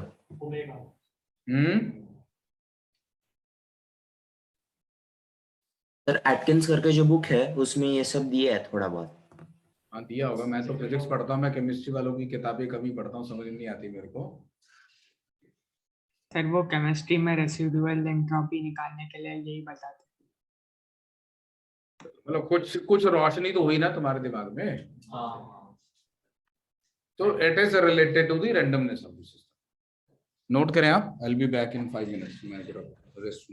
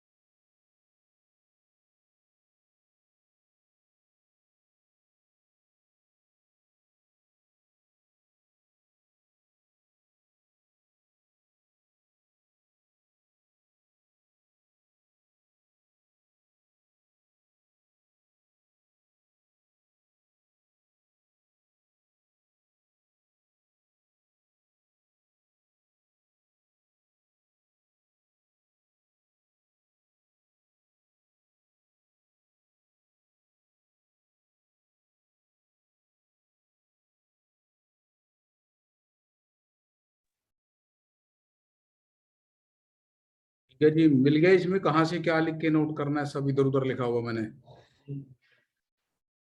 सर वहां पे वीएम क्या था? Vm was the volume of one molecule. तो नंबर ऑफ पॉसिबल लोकेशंस निकाली मैंने कि कितने पॉइंट्स होंगे जहां पे हमारा मॉलिक्यूल रख सकता है, तो VI बाय Vm।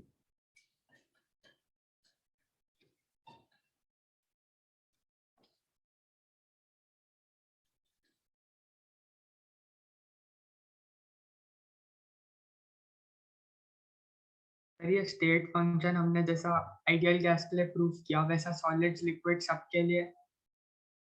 हाँ जी बिल्कुल बिल्कुल। We can find this change in entropy for any system. All we need to do is कि अगर अपने को इनिशियल और फाइनल स्टेट मालूम है तो हम एक इंटरमीडिएट प्रोसेस डिफाइन कर लें जिसमें हमारा system reversible set of point से निकला हो। कोई भी एक आर्बिट्ररी प्रोसेस आप डिफाइन कर लो। जो गर्म पानी में ठंडा पानी डाल दिया, मिला के नॉर्मल हो गया टेम्परेचर उसका। आपने गर्म पानी में ठंडा पानी मिला दिया, टेम्परेचर नॉर्मल हो गया, तो आप उस प्रोसेस को एक रिवर्सिबल प्रोसेस मतलब एक स्लो प्रोसेस की तरह ट्रीट करके, और आप कोई भी एक डिफाइंड पाथ के थ्रू अगर आप इंटीग्रल dqr/t निकाल लें तो आपका आंसर आ जाएगा। ट्राई करें। सर तो उनके लिए फिर वो डीवी वाला टर्म इग्नोर करते हैं क्या? हाँ, डीवी वाला टर्म इग्नोर कर देंगे वहां पे नॉर्मल। उसमें वो ज्यादा इंट्रिकेट चाहिए तो थर्मल एक्सपेंशन भी अकाउंट में लेनी पड़ेगी, है ना। हाँ सर। उसमें भी एक इंटरेस्टिंग था यार, एक ऐसा क्वेश्चन का भी हमने थर्मल एक्सपेंशन में किया है कि एक लिक्विड है जिसकी वॉल्यूम V1 है, टेम्परेचर T1 पे, और उसी का एक दूसरा लिक्विड है जिसकी वॉल्यूम V2 है, T2 टेम्परेचर पे, और लिक्विड का coefficient of cubicle expansion gamma है, और लिक्विड की स्पेसिफिक कैपेसिटी C है, और इनको मिक्स कर दिया आपस में, तो final volume V1 plus V2 ही आएगी। या तो मेरी किसी शीट में होगा, final volume V1 plus V2 ही आएगी। कुछ की हीटिंग ऑफ ये वाला लिक्विड मान लो T1 ग्रेटर देन T2 था, तो एक लिक्विड कॉन्ट्रैक्ट कर रहा होगा टेम्परेचर कम होने पर, दूसरा एक्सपैंड कर रहा होगा, फाइनल टोटल वॉल्यूम उतनी आएगी। यस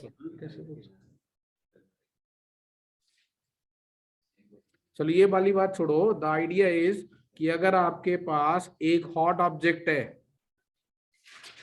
और एक कोल्ड ऑब्जेक्ट है, इसका मास m1 है, स्पेसिफिक कैपेसिटी C1 है, टेम्परेचर T1 है, इसका मास m2 है, स्पेसिफिक कैपेसिटी C2 है और टेम्परेचर T2 है, इनको थर्मल कांटेक्ट में रख दिया, and let us assume that there is no heat loss to the surrounding and only heat is being exchange in between them, and we want to find the change in entropy of the system.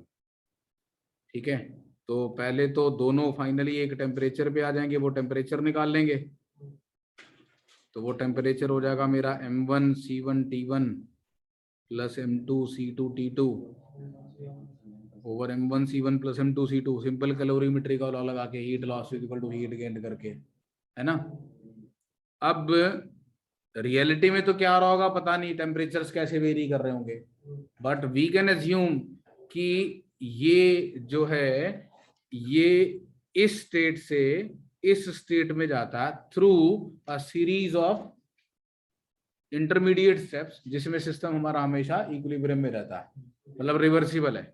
और उस reversible process में अगर मैं किसी moment पे इसका temperature T मान लूं, तो इसके लिए जो ये हीट लूज कर रहा होगा dq, वो m1 C1 dt होगी, है ना, विद नेगेटिव साइन। और इसकी जो चेंज इन एंट्रोपी है वो इंटीग्रल ऑफ dq1/t होगी, that is minus m1 C1 dt/t, that is minus m1 C1 ln of t final by T1।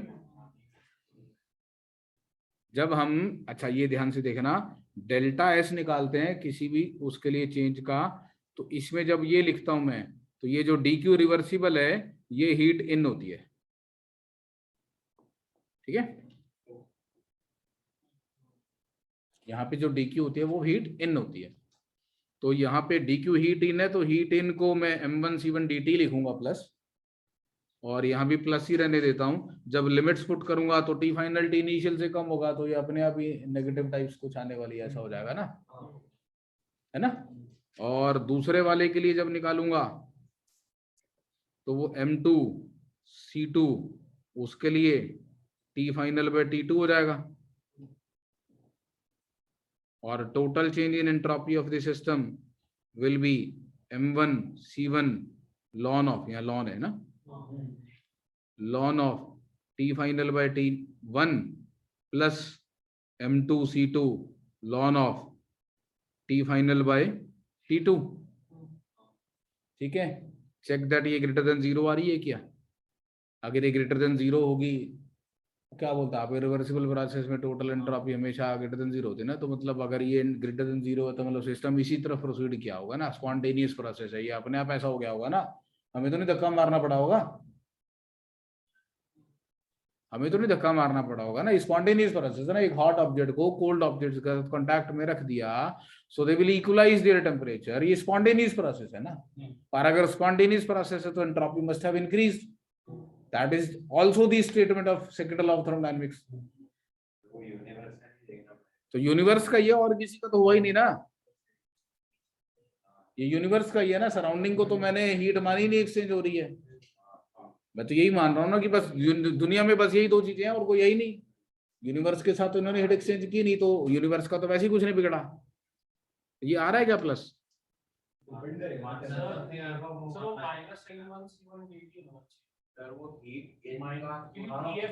भाई जब मैं D Q is equal to M C D T लिखता हूं तो by default D T का मतलब होता है इंक्रीमेंट इन टेम्परेचर, और अगर ये इंक्रीमेंट इन टेम्परेचर मतलब हीट इन हुई है, तो मेरा जो डी क्यू लिखा वो हीट इन है कि नहीं, जब मैं उसको एमसीडीटी लिख रहा हूँ तो दोनों के लिए एमसीडीटी लिखता हूँ, दोनों के लिए हीट मिल लाता हूँ। वो बात है कि ये अपने आप सॉल्व करके वैल्यू नेगेटिव आएगी, क्योंकि जो टी एफ है it is going to be less than T I and T F is going to be greater than T2, है ना। तो ये वाली वैल्यू नेगेटिव आएगी, ये पॉजिटिव आएगी। अब टोटल मिला के ये पॉजिटिव आना चाहिए।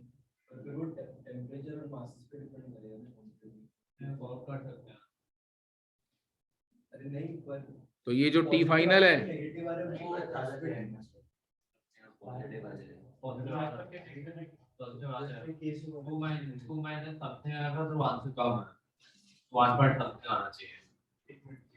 देखो ये तुम्हारा काम है, अब देखो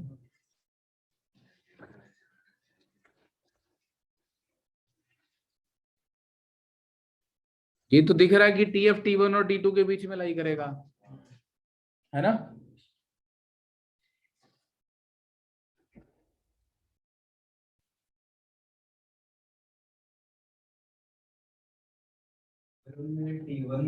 मैंने तुम्हारे लिए न्यूमेरिकल्स रखे हैं इस चीज के, उसमें वेरीफाई कर लेना। आई हैव गिवन यू, मैं अभी एक शीट दे दूंगा आपको, उस शीट के अंदर न्यूमेरिकल डाटा के साथ आंसर है, तो आप अच्छे से उसको विजुलाइज कर पाएंगे, ठीक है।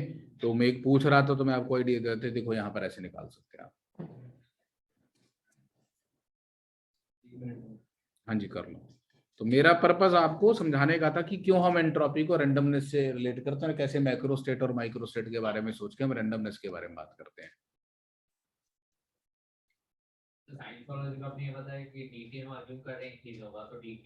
मतलब dt का तो by default increment in D होता है ना, dx is always an increment in x। तो अगर मैं dq को mcdt लिख रहा हूँ तो इसका मतलब हीट अंदर आ रही है, टेम्परेचर बढ़ रहा है। अब जब मैं उसको इंटीग्रेट करके लिमिट्स पुट करूंगा और फाइनल टेम्परेचर को less than initial temperature put करूंगा तो अपने आप हो जाएगा ना वो, थोड़ी जस्ट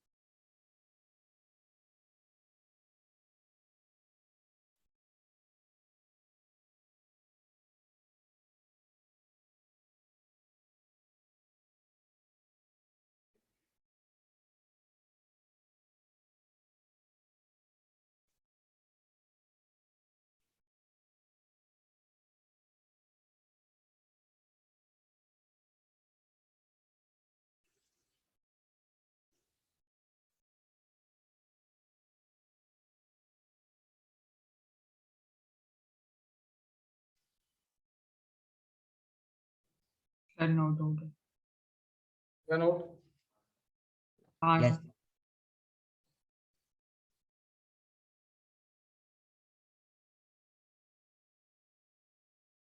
तो सेकेंड लॉ ऑफ थर्मोडायनेमिक्स में हम एक तो ये बात कर रहे थे कि 100% एफिशिएंसी नहीं हो सकती।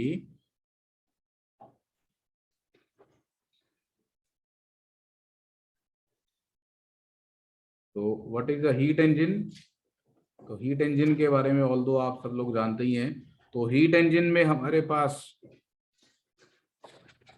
एक रिजर्वॉयर है at a high temperature T1।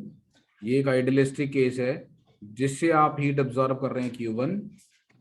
यहाँ पे आपके पास इंजन है, ये उसमें से W आपको वर्क आउटपुट दे रहा है, और Q2 हीट ये एक लोअर टेम्परेचर पे रिजेक्ट कर दे रहा है। It is this by first law of thermodynamics. By the first law of thermodynamics, I can write Q1 is equal to Q2 plus W.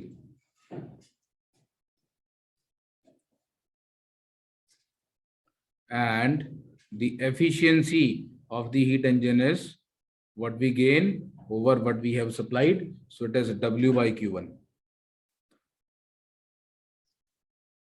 which is Q1 minus Q2 by Q1, which is 1 minus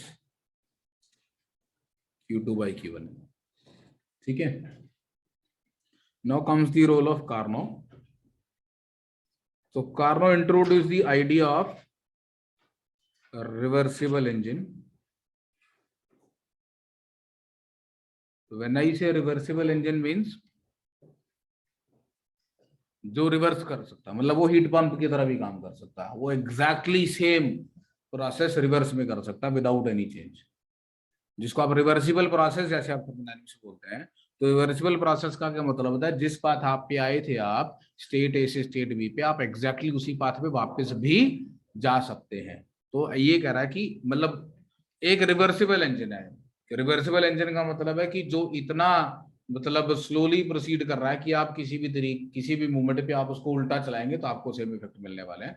मतलब you are choosing somehow some processes which are reversible to do this, मतलब getting the work output from that heat. ठीक है? जैसे हमने वो जो आप Karnaugh cycle पढ़ते हो, तो एडियाबेटिक प्रोसेस, तो आइसोथर्मल, अगर आप थियोरेटिकली वो प्रोसेसेस लिखते हो तो you define basically them to be reversible. Irreversible के लिए तो स्टेट ही नहीं लिख सकते ना कि इक्वेशन क्या बनने वाली है। एक और तुमने लिख दिया एडियाबेटिक प्रोसेस है और PV raise to power gamma constant रहता है, इसका मतलब तुमने उसको रिवर्सिबल बोल दिया। या आइसोथर्मल प्रोसेस है तो तुमने स्टेट डिफाइन कर दी ना कि थ्रू आउट टेम्परेचर कांस्टेंट रहता है। थ्रू आउट टेम्परेचर कांस्टेंट रहता मतलब टेम्परेचर डिफाइंड है ना थ्रू आउट। इसका मतलब स्टेट के चेंज के दौरान हमारा सिस्टम इक्विलिब्रियम स्टेट से गुजर रहा है, और अगर इक्विलिब्रियम स्टेट से गुजर रहा है तो बाय डिफॉल्ट वो रिवर्सिबल है।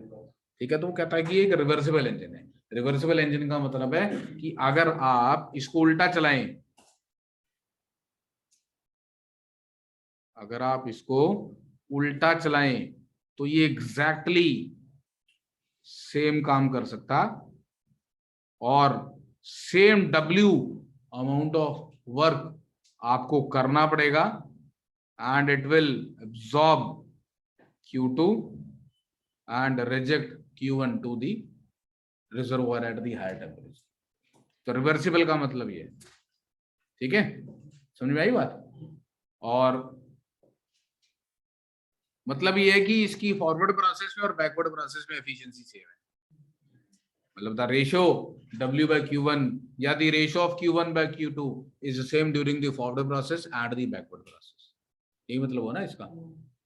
ठीक है? तो कार्नो ने कहा कि अगर एक रिवर्सिबल इंजन है, अगर एक रिवर्सिबल इंजन है जो दो डेफिनेट रिजर्वॉयर्स के बीच में काम करता है, तो उससे ज्यादा एफिशिएंट दुनिया में और कोई इंजन नहीं हो सकता। It is not talking about 100% efficiency. It is not talking about the 100% efficiency. What it is talking about is कि अगर कोई रिवर्सिबल इंजन आपने बनाया जो एग्जैक्टली यही काम उल्टा कर सकता है, तो दुनिया में इससे ज्यादा एफिशिएंट कोई इंजन नहीं हो सकता। अगर आपने इससे ज्यादा कोई एफिशिएंट इंजन बना दिया तो वो सेकंड लॉ ऑफ थर्मोडायनेमिक्स को डिफाई करेगा। until date we know कि second law of thermodynamics को define नहीं कर सकते. सेकेंड लॉ ऑफ थर्मोडायनामिक्स को अलग अलग तरीके से इंटरप्रेट कर सकते हैं. एक तरीका हो सकता है कि ऐसा नहीं हो सकता कि आप हीट लें टोटली वर्क में कन्वर्ट कर दें, या फिर सेकेंड लॉ ऑफ थर्मोडायनामिक्स को ऐसा भी बोल सकते हैं कि हीट कभी भी अपने आप से लो टेम्परेचर से हाई टेम्परेचर पे नहीं जाती, आपको धक्का मारना पड़ता है. सेकेंड लॉ ऑफ थर्मोडायनामिक्स की दूसरी स्टेटमेंट है जिसको क्लॉसियस स्टेटमेंट बोलते हैं आप. तो क्लॉसियस स्टेटमेंट क्या बोलती है सेकेंड लॉ ऑफ थर्मोडायनामिक्स की? Heat never flows from a body at lower temperature to a body at higher temperature by itself. First law of energy, first law of thermodynamics, इससे कोई दिक्कत नहीं है. वो तो कह रहा अगर यहाँ से 10 जूल रही है तो दूसरे के पास 10 ही आई होगी, 11 नहीं आ सकती.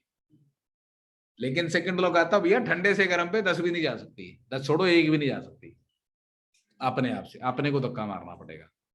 ठीक है. तो it is not possible to have a machine which is not going to absorb anything from the surrounding and still it is able to transfer heat from a body at lower temperature to a body at higher temperature. ये दूसरी statement है second law of thermodynamics की. और अगर हम इसमें विश्वास करते हैं कि हाँ ऐसा होता है, जैसा कि हमारी चारों तरफ की ऑब्जर्वेशन में हमें पता है कि ऐसा होता है, so if we believe in second law of thermodynamics we can prove कि भैया रिवर्सिबल इंजन से ज्यादा एफिशिएंट दुनिया का कोई इंजन नहीं हो सकता. और इसका प्रूफ रिवर्स मान के मतलब कि कॉन्ट्राडिक्शन से. We have a proof by contradiction. तो प्रूफ बाय कॉन्ट्राडिक्शन क्या है? तो आपके पास एक रिजर्वोयर है एट टेम्परेचर T1, एक रिजर्वोयर है एट टेम्परेचर T2. ठीक है. आपने यहां पे एक इंजन लगाया फॉरवर्ड जो काम कर रहा है, ये यहां से Q1 हीट लेता है, W आउटपुट देता है और Q2 रिजेक्ट करता है. ठीक है. एक लगाया reversible engine,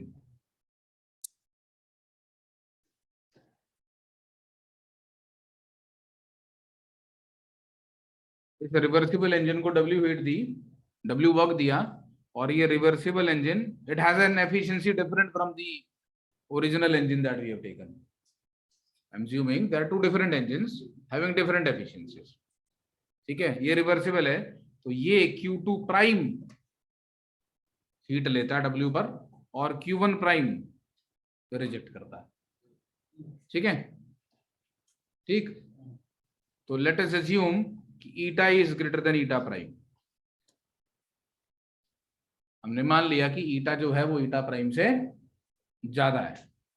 that means W by Q1 ज्यादा है W बाई Q1 प्राइम से. क्या भाई? है ना?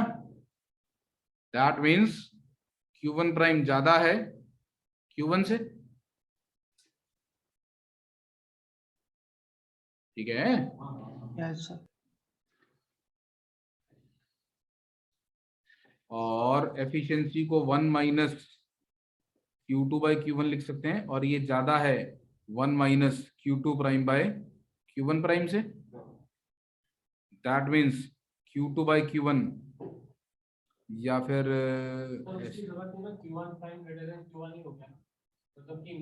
हाँ Q1 प्राइम तो ग्रेटर देन Q1 हो गया. What about Q2 and Q2 prime? Q1 prime को लिख देते हैं Q2 prime plus W by first law greater than Q1. Q1 is Q2 plus W. So Q2 prime ज्यादा है Q2 से. ठीक है.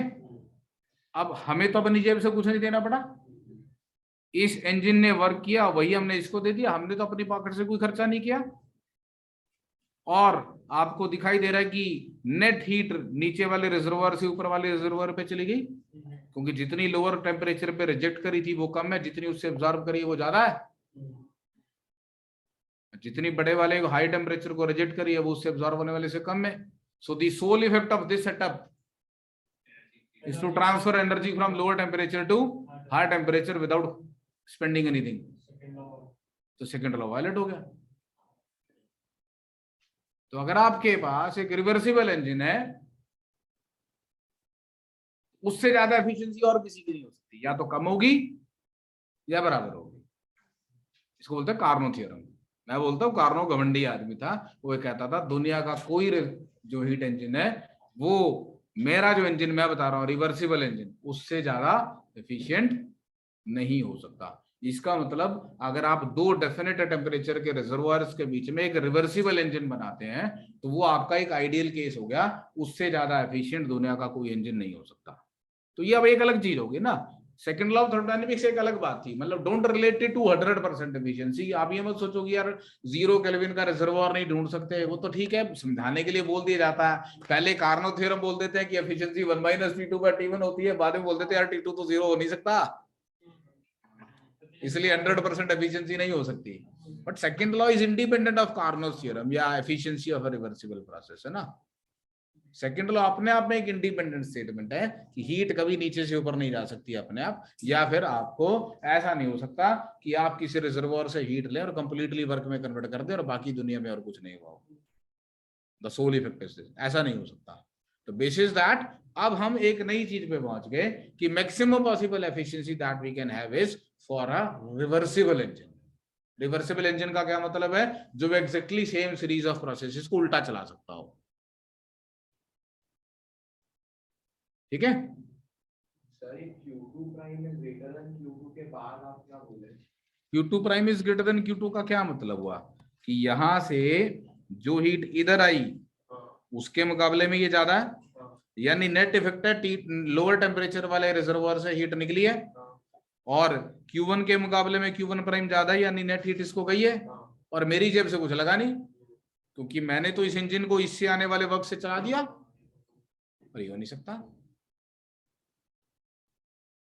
कुछ करना ही पड़ेगा। तो Carnot introduce the idea of a reversible engine and he said कि दुनिया का कोई भी इंजन रिवर्सिबल इंजन से ज्यादा एफिशिएंट नहीं हो सकता, और अगर कोई भी दो रिवर्सिबल इंजन है तो दोनों की एफिशिएंसी सेम होगी इररिस्पेक्टिव ऑफ कि वो कौन सी गैस यूज कर रहे हैं, क्या यूज कर रहे हैं। तो it is independent of the type of engine chosen as long as आप वो रिवर्सिबल यूज कर रहे हो और आपके रिजर्वोयर्स फिक्स्ड हैं। So what he suggested is the efficiency of a reversible engine must only be a function of the temperature of the reservoirs. It should not depend on anything else. Sir तो जैसा हम वो देखते हैं वो isothermal और adiabatic process वाला reversible engine, इसके अलावा भी और कोई होता है क्या? हाँ, इसके अलावा और भी होते हैं, मतलब लेकिन उसकी एफिशिएंसी या तो इसके बराबर आती है या इससे कम आती है डिपेंडिंग ऑन कि उसमें हीट एब्जॉर्प्शन कैसी हो रही है। जो कार्नो साइकिल हम यूज करते हैं या कार्नो इंजन जिसकी हम बात करते हैं वो एक बहुत बढ़िया आइडियलाइज्ड केस है। उसमें हमने क्या किया है, जो कार्नो साइकिल, ध्यान से समझें, कार्नो साइकिल में हमने क्या किया, हमने दो एडियाबैट्स लिए हैं और दो आइसोथर्म्स लिए हैं। इसका सिग्निफिकेंस क्या है? दो एडियाबैट लेने का और दो आइसोथर्म लेने का क्या सिग्निफिकेंस है कि आप जो हीट एब्जॉर्ब कर रहे हैं वो एक कांस्टेंट टेम्परेचर T1 पे कर रहे हैं, और जो आप हीट रिजेक्ट कर रहे हैं वो एक कांस्टेंट टेम्परेचर T2 पे कर रहे हैं। आप T2 टेम्परेचर वाले आइसोथर्म पे हीट रिजेक्ट कर रहे हैं और T1 टेम्परेचर वाले आइसोथर्म पे हीट इन ले रहे हैं। ये Q इन है, ये Q आउट है, और बाकी प्रोसेस तो आपके एडियाबैटिक ही है, हमने एडियाबैटिक ले ली ना। तो एज लॉन्ग एज आप कांस्टेंट टेम्परेचर T1 पे हीट इनपुट ले रहे हैं और कांस्टेंट टेम्परेचर पे हीट रिजेक्ट कर रहे हैं तब तक आपकी एफिशिएंसी इतनी आएगी, अदरवाइज नहीं, अदरवाइज इससे कम आएगी। मतलब अगर आप दो आइसोथर्म्स ले लें और इनको दो आइसोकोर से ज्वाइन कर दें तो हो सकता है डिफरेंट आ जाए, बट वो कम आएगी फिर।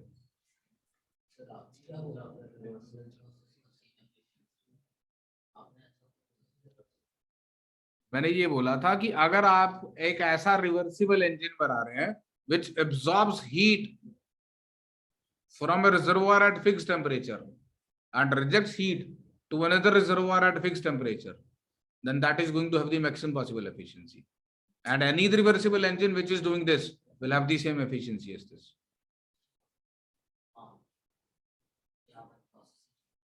तो यहाँ पे आपकी हीट कांस्टेंट टेम्परेचर पे नहीं ना, और ये बीच में और भी गड़बड़ हो रही है। ये एक अच्छा इसमें भी शायद सेम ही आ जाएगी। क्योंकि इसमें यहाँ वाली हीट और ये वाली हीट बराबर आएगी, एनसीबी डेल्टा टी से निकलेगी ना इन दोनों के लिए, क्यों भाई?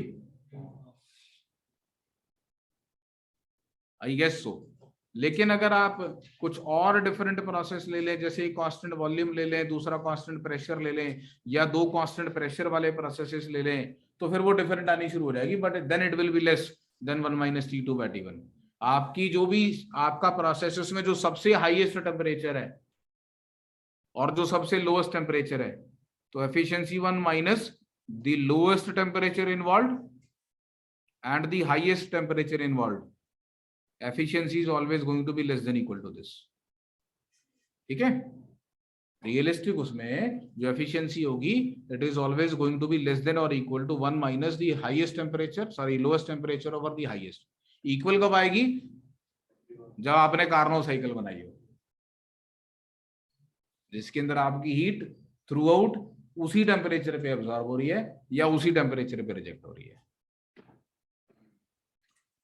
ठीक है, रियल में हो नहीं पाता सेम टेम्परेचर पे रिजेक्ट करा, रियल में ऐसा हो ही नहीं पाता। हाँ, रियल में ऐसा नहीं हो सकता, हो भी पाता हो। द आइडिया इज की फिर भी एक थ्योरेटिकल लिमिट तो आ गई ना भाई, तुम जितना मर्जी जोर लगा लो तुम, मतलब द आइडिया वाज कि वो दुनिया जहान के लोग बोल रहे थे मेरा इंजन ज्यादा एफिशिएंट है, मेरा इंजन ज्यादा एफिशिएंट है, जेम्स वॉट ने एक बेहतर एफिशिएंसी वाला बना दिया। Now there is a limit. ऐसा नहीं है कि आप मतलब रोज एक नया एक बड़ा इंजीनियस मेथड यूज करोगे और आप कुछ बेटर एफिशिएंसी निकाल लाओगे। There is a limit to this, that limit is set by the reservoirs that you use.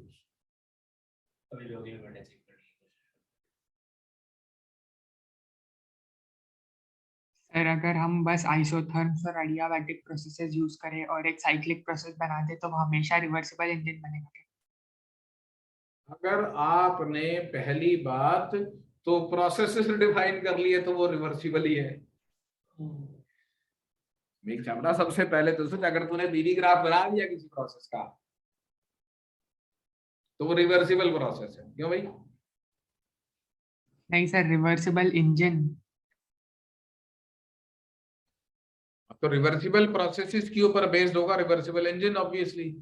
Sir जो तो भी वो सर तो जब हम वो ट्रायंगल रेक्टेंगल वाला जो बनाते हैं इंजन, वो भी रिवर्सिबल ही होता है। रिवर्सिबल इंजन है, but it is not absorbing heat at a constant temperature T1 from the source and it is not rejecting heat at a constant temperature T2 to the lower temperature reservoir। Sir तो उसकी efficiency एक कम आएगी, कम आती है।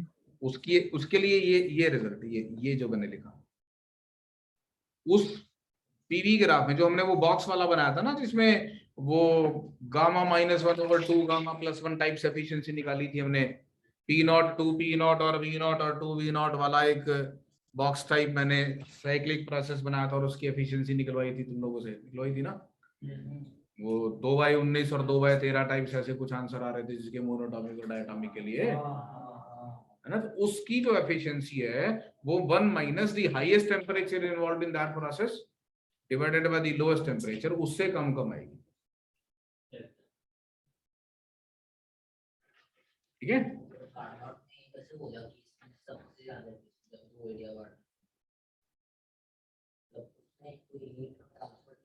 क्योंकि उसमें हमने heat केवल कांस्टेंट टेम्परेचर T1 पे ही एब्जॉर्ब किया, तो मतलब यहाँ पे जो आपकी हीट की एब्जॉर्प्शन है वो एक फिक्स्ड टेम्परेचर के रिजर्वोयर से आपने हीट एब्जॉर्ब करी। पहले तो उसने ये बोला कि भैया कोई भी रिवर्सिबल है जो कि ऐसा करता है, वो तो थियोरेटिकली उसने प्रूव किया it can not be more efficient. Then we designed a cycle जिसमें हम ऐसा अचीव कर पा रहे हैं कि भैया हम एक ही फिक्स टेम्परेचर पे हीट एब्जॉर्ब कर रहे हैं और कहीं कर नहीं रहे, या एक ही फिक्स टेम्परेचर पे रिजेक्ट कर रहे हैं और कहीं रिजेक्ट कर नहीं रहे। तो ये प्रोसेस सबसे आइडियल केस हो गया, तो ये सबसे बेटर एफिशिएंसी वाला होगा, इससे बेटर केस हो नहीं सकता। सर मगर इसके अलावा भी केसेस हो सकता है ना? में एफिशिएंसी यही आ जाए। हाँ सर, वो हो सकता है ना। वो हो सकता है, लेकिन मतलब मैंने इसके अलावा जितने भी रियल लाइफ में प्रोसेसेस यूज देखे ना, एक ऑटो साइकिल यूज होती है,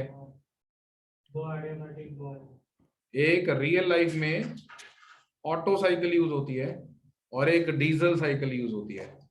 रुडोल्फ डीजल ने सजेस्ट की थी डीजल साइकिल और एक ऑटो साइकिल यूज होती है।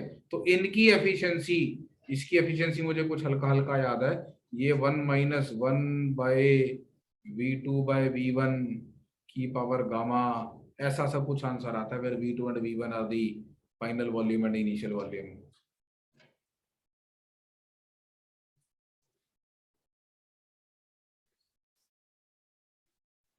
मैं क्वेश्चन शेयर कर दूंगा इस पे आपको, मतलब मैं बैठा के एक साइकिल बना दो और बोलो उसकी एफिशिएंसी निकालो, तो I share the question with you, उसमें पीवी ग्राफ दे रखा होगा और उसकी एफिशिएंसी निकाल लेंगे। सर अगर हम 3 आइसोथर्म्स और 3 एडियाबैट्स बना दे और उस पे कोई भी पॉइंट सिलेक्ट करे और उनको उसी ग्राफ के अकॉर्डिंग ज्वाइन कर ले, तो हमको एक रिवर्सिबल इंजन मिल जाएगा ना, जिसकी एफिशिएंसी कार्नोट साइकिल जैसी होगी। 3 एडियाबैट और 3 आइसोथर्म हाँ सर। कैसे बनाऊं? सर मतलब कोई भी 3 एडियाबैट्स और कोई भी 3 आइसोथर्म्स, ये तो हमको 3 9 आइसोथर्म्स पॉइंट्स हैं, मिल जाएंगे। ठीक है, हाँ सर। और ये 3 एडियाबैट हैं। अब सर अब हम इसमें कोई भी पॉलीगॉन तो नहीं बोलेंगे उसको, कोई भी ऐसा कर्व बना ले जिसकी सारी जो साइड्स है उसको ग्राफ से ही एनक्लोज्ड है। मतलब इसके अंदर अंदर हो हाँ हाँ वही। कोई भी ऐसा साइक्लिक प्रोसेस, नहीं सर, जो जिसकी जो बाउंड्रीज है वो ग्राफ की लाइंस। मतलब ऐसे ले लूं, ए से हाँ सर। लेकर बी तक, हाँ सर।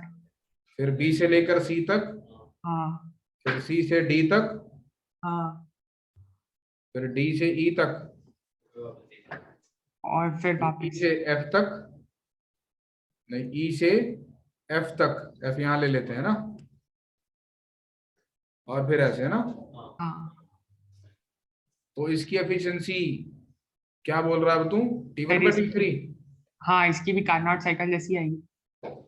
तो बट ये तो एक सीरीज हो गई ना यार, ये बेसिकली मेरे को ऐसा लग रहा ना कि एक प्रोसेस कुछ ऐसा नहीं हो गया कि ये ए बी सी, यहाँ पे एक और पॉइंट मार्क कर लेता हूँ, ए बी सी एफ एक प्रोसेस है, और आप इतने को एक इंजन का हिस्सा मान लो, और वो जो हीट रिजेक्ट कर रहा है उससे कोई दूसरा प्रोसेस चल रहा है, तो ये कैस्केडिंग हो गई ना इंजन्स की, ऐसा कुछ बन गया ना। मतलब ये एक इंजन नहीं हुआ। मतलब आप बना लो इसको एक इंजन, बीच में आपने एक इंटरमीडिएट रिजेक्शन का सोर्स और भी तो लगा दिया ना, और उसमें आपने एक इधर एक्स्ट्रा पार्ट और ऐड कर दिया। हाँ सर। तो आप इसमें कुछ हीट तो T1 पे एब्जॉर्ब कर रहे हो, कुछ हीट T2 पे एब्जॉर्ब कर रहे हो। अगर आपने ये CDE और E प्राइम वाला पोर्शन नहीं बनाया होता, केवल आपका ABC F प्राइम और CE प्राइम F प्राइम होता, फिर तो बस एक दो इंजन होते और एक इंजन की हीट रिजेक्टेड दूसरे के लिए हीट एब्जॉर्ब का काम करती, ठीक है, फिर तो इसका आंसर 1-T1/T3 आता, T2 बेकार है। बट यहाँ पे आप क्या कर रहे हो, यहाँ पे आप यहाँ भी तो हीट एब्जॉर्ब कर रहे हो ना, आप सारी हीट T1 टेम्परेचर पे तो एब्जॉर्ब नहीं कर रहे ना, तो आप इसकी एफिशिएंसी को 1-T1/T3 तो नहीं लिख सकते ऑब्वियसली। तो फिर वो जो ऊपर वाला कॉर्नर है उधर उधर से पूरा ग्राफ बनाया और इसका एफिशिएंसी मतलब ये पूरा घुमा लो यहाँ तक, हाँ वो भी 1-T1/T3 तो सेम नहीं हो। तो मतलब इसमें आप डिफरेंट टेम्परेचर पे हीट एब्जॉर्ब कर रहे हो ना यार, आप सारी की सारी हीट T1 टेम्परेचर पे एब्जॉर्ब ही नहीं कर रहे, आप थोड़ी देर तक एक रिजर्वोयर से हीट ले रहे हो, फिर दूसरे रिजर्वोयर से हीट ले रहे हो।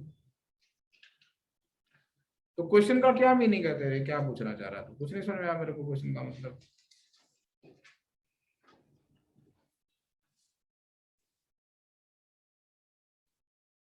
चलो ठीक है, मेरा पर्पस आप लोगों से जनरल डिस्कशन का था, क्योंकि इसमें आपको मैथमेटिकली कुछ भी बहुत लंबा चौड़ा नहीं मिलेगा। एंट्रोपी के फॉर्मूला के ऊपर जो क्वेश्चंस हैं वो तो सीधे सीधे उस फॉर्मूला के ऊपर ही आएंगे, इंटीग्रल dqr/t वो सॉल्व करके आप कैलकुलेट कर सकते हैं। और लास्ट क्लास में हमने क्वेश्चन देखा था जिसमें हमने ये सीखा था कि इरिवर्सिबल प्रोसेस का वर्क निकालना है, जिसमें वो ब्लॉक अचानक से नीचे गिर गया था, उसमें आपने क्या किया था, पिस्टन के ऊपर वर्क एनर्जी थ्योरम लगा के निकाल लिया था ना। केमिस्ट्री वाले ऐसे नहीं पढ़ाते, उसके लिए क्या बोलते थे भैया पी एक्सटर्नल इनटू डेल्टा भी करना। बेसिकली वो पिस्टन पे वर्क एनर्जी थ्योरम लगा रहे हैं, है ना।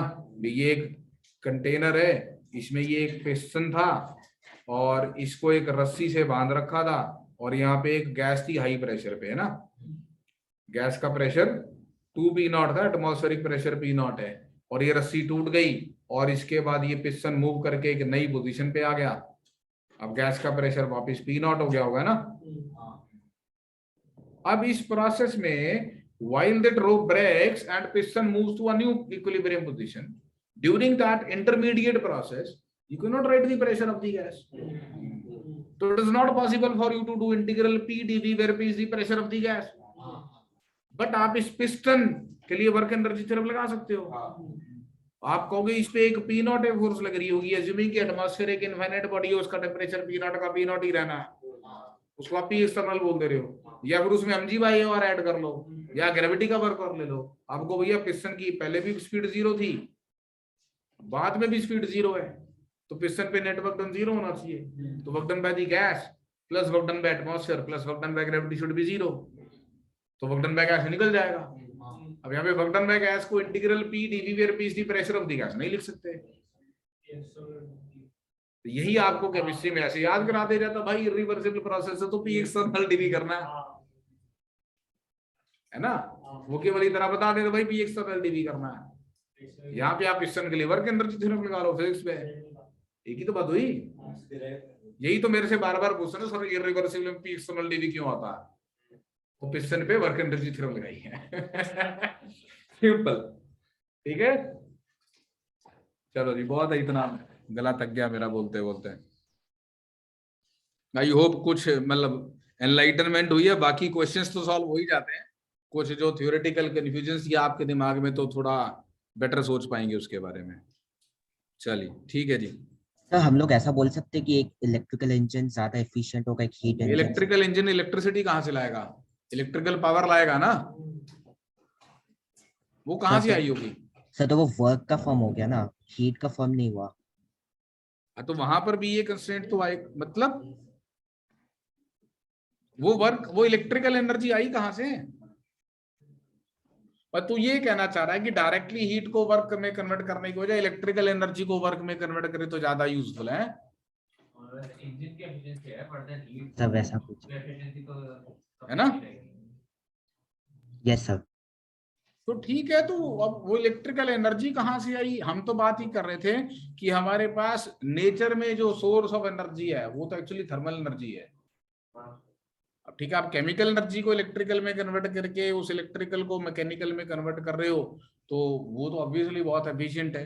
तो 12th में जब हम इलेक्ट्रोमैग्नेटिज्म पढ़ेंगे, जनरेटर्स वगैरह आपने देखे ही हैं, तो वहाँ जो इंजन है वो बढ़िया है, मतलब वो उससे जो चल रहे हैं, आपका जो डीसी मोटर है या फिर आपका जो ये फैन है, फैन में क्या आप इलेक्ट्रिकल एनर्जी को मैकेनिकल में कन्वर्ट कर रहे हो, तो यहाँ पे कंपैरेटिवली लॉसेस कम है। बट वो इलेक्ट्रिकल एनर्जी लाए कहाँ से आप, वो पानी को गिरा के टरबाइन बनाई होगी, वहीं से तो लाए होगे ना।